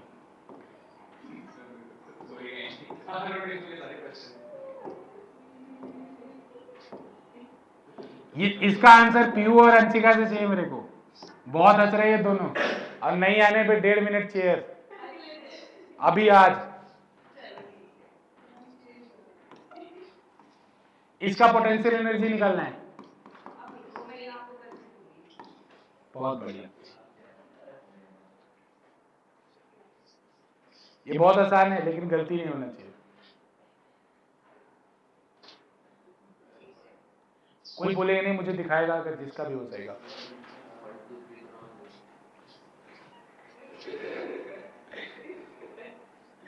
इसका दिमाग 1 2 3 में फंस गया, बोला सर अब की बार तो दिया ही नहीं नाम, अब मैं क्या करूं। भाई दो के कितने पेयर बन रहे हैं तुम चेक करो।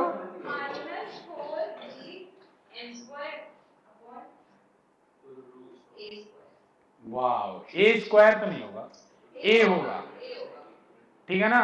गलत है, और भी कुछ आएगा।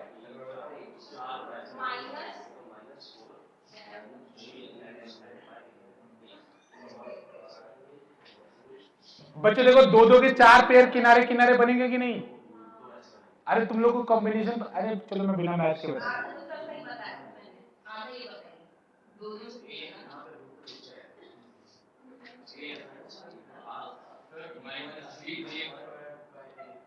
ए तुम लोग बहुत हंस रहे हो, मैं बताता हूँ, रुको घबराओ मत। टेस्ट लूंगा मैं, टेस्ट बहुत जल्दी, ठीक है ना? फिर पता चलेगा, मैं रिजल्ट भेजूंगा घर पे। फिर रोटेशन का टेस्ट होगा।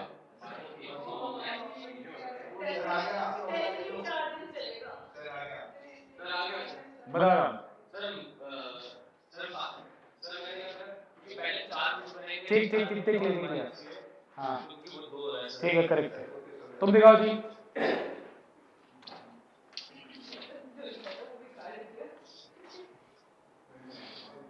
ठीक है, और किसी का? और किसी का? नहीं सही तो है, 4 है ना, माइनस जी स्क्वायर कर दो, GM स्क्वायर कर दो, तो 4 बार आ गया, -4 GM स्क्वायर आ गया। 3 तुम्हारा कैसे आया? प्रेशर में कैसे आ जा रहा है? बच्चों देखो इधर ध्यान दो, कितने पेयर बनेंगे? एक, देखो ये MM का एक पेयर यहाँ, एक यहाँ, एक यहाँ, एक यहाँ, 4 बने ना, तो 4 का डायरेक्ट लिख लूं 4 into -GM square upon A। अरे M1 M2 होता है, दोनों MM है ना, तो A स्क्वायर हो जाएगा, M स्क्वायर हो जाएगा। ये तो 4 का हो गया, लेकिन बच्चों जितने पॉसिबल पेयर हैं सारे देखने होते हैं आपको। तो ये 4 तो साइड साइड के बने, 2 डायगोनल के भी तो बनेंगे, डायगोनल के बनेंगे ना, 6 पेयर बनेंगे। तो डायगोनल के लिए क्या करोगे? 2 into minus of GM square upon, इन दोनों के बीच में डिस्टेंस कितना है? √2a, तो ये कितना हो जाएगा? √2a। बस, तो यहां से इसको सॉल्व कर, जो आएगा वो आंसर है। -GM स्क्वायर चाहे कॉमन ले लो, √2 भी हो जाएगा क्या काम? ठीक है, चलो मैं ऐसे ही लिख रहा हूँ, ठीक है ठीक है। 4 प्लस √2 से ये 2 कैंसिल होगा, ये √2 आ जाएगा ना, तो 4 प्लस √2 आ जाएगा। ठीक है, रेशनलाइज कर दिया आपने, ठीक, कोई दिक्कत नहीं, 2√2 प्लस, ठीक। अरे समझ आ रहा ना? मतलब इसको तुम सारे पॉसिबल पेयर देखना, सारे पॉसिबल पेयर,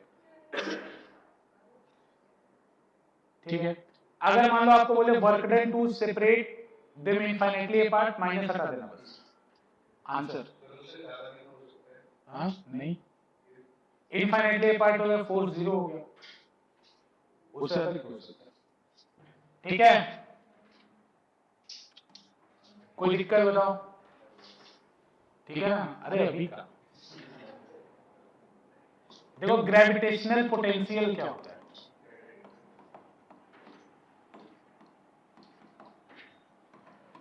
अच्छा एक फॉर्मूला होता है, रुको, एक फॉर्मूला होता है बच्चों, F इज इक्वल्स टू होता है, एक फॉर्मूला याद रखना, F इज इक्वल्स टू होता है minus D you by D R. ये याद रखना, ये एक फॉर्मूला याद रखना, relation between F and U, relation between F and U। अब जितने लोग को भी डिफरेंशिएशन आता होगा, जितने लोग को डिफरेंशिएशन आता होगा बच्चों, U वाला जो फॉर्मूला है उसको डिफरेंशिएट करके देखना, तो G m1 m2 by r square आ जाएगा। U वाला फॉर्मूला क्या था? Minus G m1 m2 by r, उसको डिफरेंशिएट करना और माइनस लगाना, तो G m1 m2 by r। मैं ऐसा क्यों बता रहा हूं? क्योंकि कभी कभी आपको क्वेश्चन दे सकता है, U का वैल्यू देके F की वैल्यू पूछ सकता है, तो आप डिफरेंशिएट कर देना U को और माइनस लगा देना, जो आएगा वही F की वैल्यू होगी। ठीक है ना? तो ऐसे इसको relation between F and U करके लिख लो, आ जाएगा बेटा, करके लिखना, relation between F and U।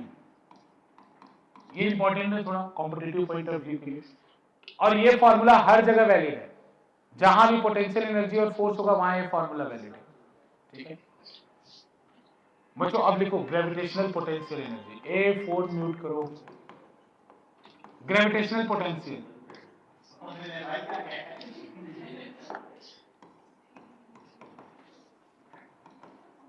इसको V से रिप्रेजेंट करते बच्चों। बच्चों जो ग्रेविटेशनल फील्ड होता है वही ग्रेविटेशनल पोटेंशियल, मतलब ग्रेविटेशनल फील्ड में क्या करते थे, m दूसरे वाले मास की वैल्यू क्या कर देते थे, 1 कर देते थे ना, तो ग्रेविटेशनल पोटेंशियल में भी दूसरे मास की वैल्यू क्या कर दोगे, 1।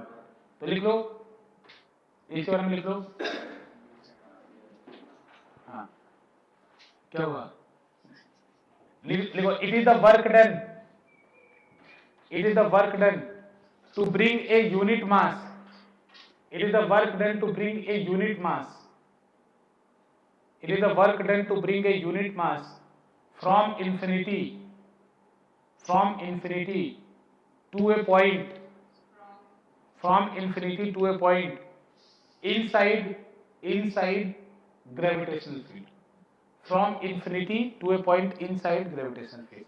बच्चों ऊपर डेफिनेशन लिखा था, उसमें मास लिखा था, यूनिट मास नहीं लिखा, inside gravitational field, inside gravitational.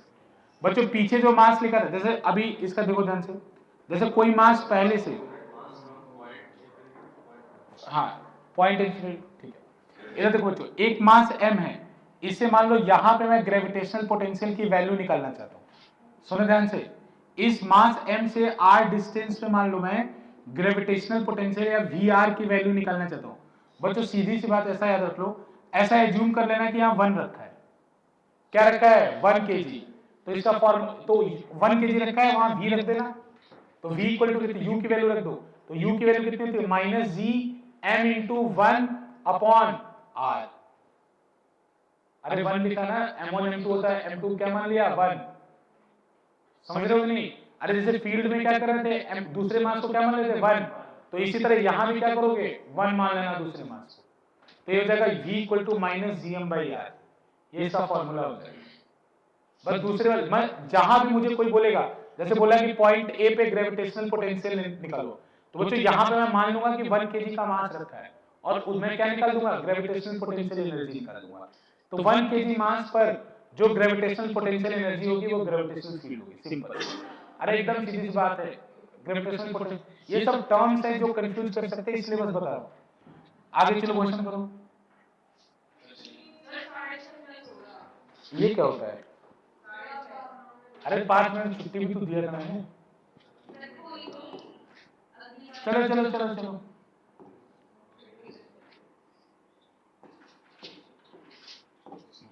ये 4 मास ऐसे रखा हो बच्चों, स्क्वायर ऐसे, ठीक है, क्वेश्चन लिखो बेटा, ये स्क्वायर है, ए साइड है चारों। Find the gravitational potential at point O. Find the gravitational potential at point O. VO की वैल्यू बताओ बच्चों। Find the gravitational potential at point O. Potential energy नहीं पूछा है, पोटेंशियल पूछा है पॉइंट ओ पर। बच्चों अगर एनर्जी स्केलर क्वांटिटी है तो पोटेंशियल भी कौन सी क्वांटिटी होगी? स्केलर ही होगी। तो स्केलर होगी तो डायरेक्ट ऐड कर दो, इसके वजह से देख लो, उसके वजह से देख लो, इसके वजह से देख लो, ऐड कर दो। अरे पोटेंशियल हमेशा एक पॉइंट पे पूछा जाएगा, और एनर्जी जब पूछी जाएगी तो पूरे सिस्टम की पूछी जाएगी। चलो चलो चलो चलो,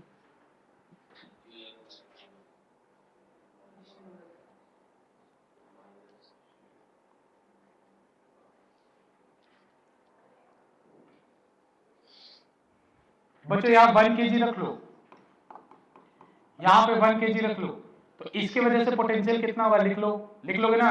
ये डिस्टेंस कितना होगा? √2a/2। बच्चों टोटल डिस्टेंस अगर √2a है तो √2a/2 होगा कि नहीं होगा? तो बेटा √2a/2 होगा तो इसका पोटेंशियल कितना होगा तो देख लो। एक की वजह से निकालो, एक की वजह से होगा -gm/√2a/2 करोगे तो a/√2 आ जाएगा। ठीक है ना, करके देख लोगे ना। √2a/2 करो, a/√2 आ जाएगा, a/√2 आएगा, a/√2 तो कितना हो जाएगा? -√2gm/a। बच्चों तो सबके वजह से इतना ही आएगा क्या? क्योंकि सब तो आइडेंटिकल है ना, तो सबके वजह से इंटू 4 कर दो आंसर, -4√2gm/a। देखो दोनों में अंतर है। ग्रेविटेशनल पोटेंशियल हमेशा एक पॉइंट पे निकालने को बोला जाएगा, और ग्रेविटेशनल पोटेंशियल एनर्जी पूरे सिस्टम की होती है। तो अभी पीछे जो निकाले थे वो क्या निकाले थे? ग्रेविटेशनल पोटेंशियल एनर्जी, और यहां आपने निकाला है ग्रेविटेशनल पोटेंशियल। समझ रहा है? ठीक है, क्लियर? ऐसा मत देखो छुट्टी नहीं करूंगा। एक लास्ट मतलब होमवर्क तो कर लो, एक होमवर्क तो लिख लो, कर लेना फिर एक होमवर्क। देखो इधर एक इक्विलेटरल ट्रायंगल है, होमवर्क रहेगा ये। एक इक्विलेटरल ट्रायंगल है, इसका पीयू बताना, लैटिट्यूड कितना होता है, मतलब एल्टीट्यूड कितना होता है? Very good.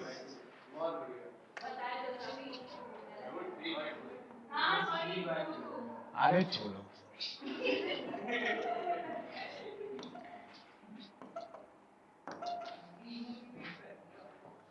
ठीक है बच्चों, एम का मास रखा है, ठीक है। अब ये ए पे रखा है, ये बी पे रखा है, ये सी पे रखा है, ठीक है ना। और इनके बीच में ये 2a है। डिस्टेंस कितना है? इक्विलेटरल ट्रायंगल है, ये डिस्टेंस कितना है? 2a है। बच्चों ये इक्विलेटरल ट्रायंगल है, ठीक है। अब बच्चों क्या किया लेटर स्टेज में, इस वाले मास को यहां शिफ्ट कर दिया, इस वाले मास को यहां शिफ्ट कर दिया ए डैश पे, इस वाले मास को, ए वाले मास को ए डैश पे शिफ्ट कर दिया, ठीक है। सी वाले मास को सी डैश पे शिफ्ट कर दिया, और बी वाले मास को बी डैश पे शिफ्ट कर दिया यहां पे। और बच्चों A dash, B dash, C dash are the mid point of the side. बच्चों A dash, B dash and C dash ये साइड्स के मिड पॉइंट है, ये साइड्स के मिड पॉइंट है। बच्चों इसमें आपको वर्क डन निकालना है, find the work done in this process, find the work done in this process. सुनो ध्यान से, मैं हिंट दे रहा हूं बेटा। सबसे पहले क्या करना, इन तीनों का पोटेंशियल एनर्जी एक साथ पहले निकाल लेना, तीनों का, जब ऊपर ऊपर थे तीनों। फिर उसका देखो जब ये तीनों ऐसे ऐसे आए तो ये फिर से इक्विलेटरल ट्रायंगल बनाएंगे, लेकिन अब की बार ये ट्रायंगल छोटा होगा। बनाएंगे ना इक्विलेटरल ट्रायंगल, तो इनकी पोटेंशियल एनर्जी फिर से निकाल लेना। अब यहां मैथ का इस्तेमाल होगा जिससे आप ये साइड निकाल पाओ। फिर क्या करोगे, आप ui निकाल चुके होगे, फिर इन तीनों का निकालोगे तो uf होगा, तो वर्क डन का फॉर्मूला क्या होता है, यूएफ माइनस यूआई लगा दे। ठीक है ना। ठीक है, बस आज के लिए नेक्स्ट क्लास में ग्रेविटेशन कंप्लीट हो जाएगा। और बच्चों टेस्ट भी वेडनेसडे को होगा। किसका टेस्ट होगा बता दो मुझे, पहले बता दो, धोखा नहीं चाहिए, बोलोगे सर कि पेपर मैथ्स की टेस्ट नहीं, फिजिक्स का टेस्ट होगा। अरे उससे क्या होता है, फिजिक्स में कौन सा चैप्टर का टेस्ट देना ये बताओ, वर्क पर एनर्जी, ठीक है। अरे वो तो कर लोगे ना, वर्क पर एनर्जी, वर्क पर एनर्जी का टेस्ट होगा, ठीक है ना, वर्क पर एनर्जी। ठीक है बच्चों, रहने दो।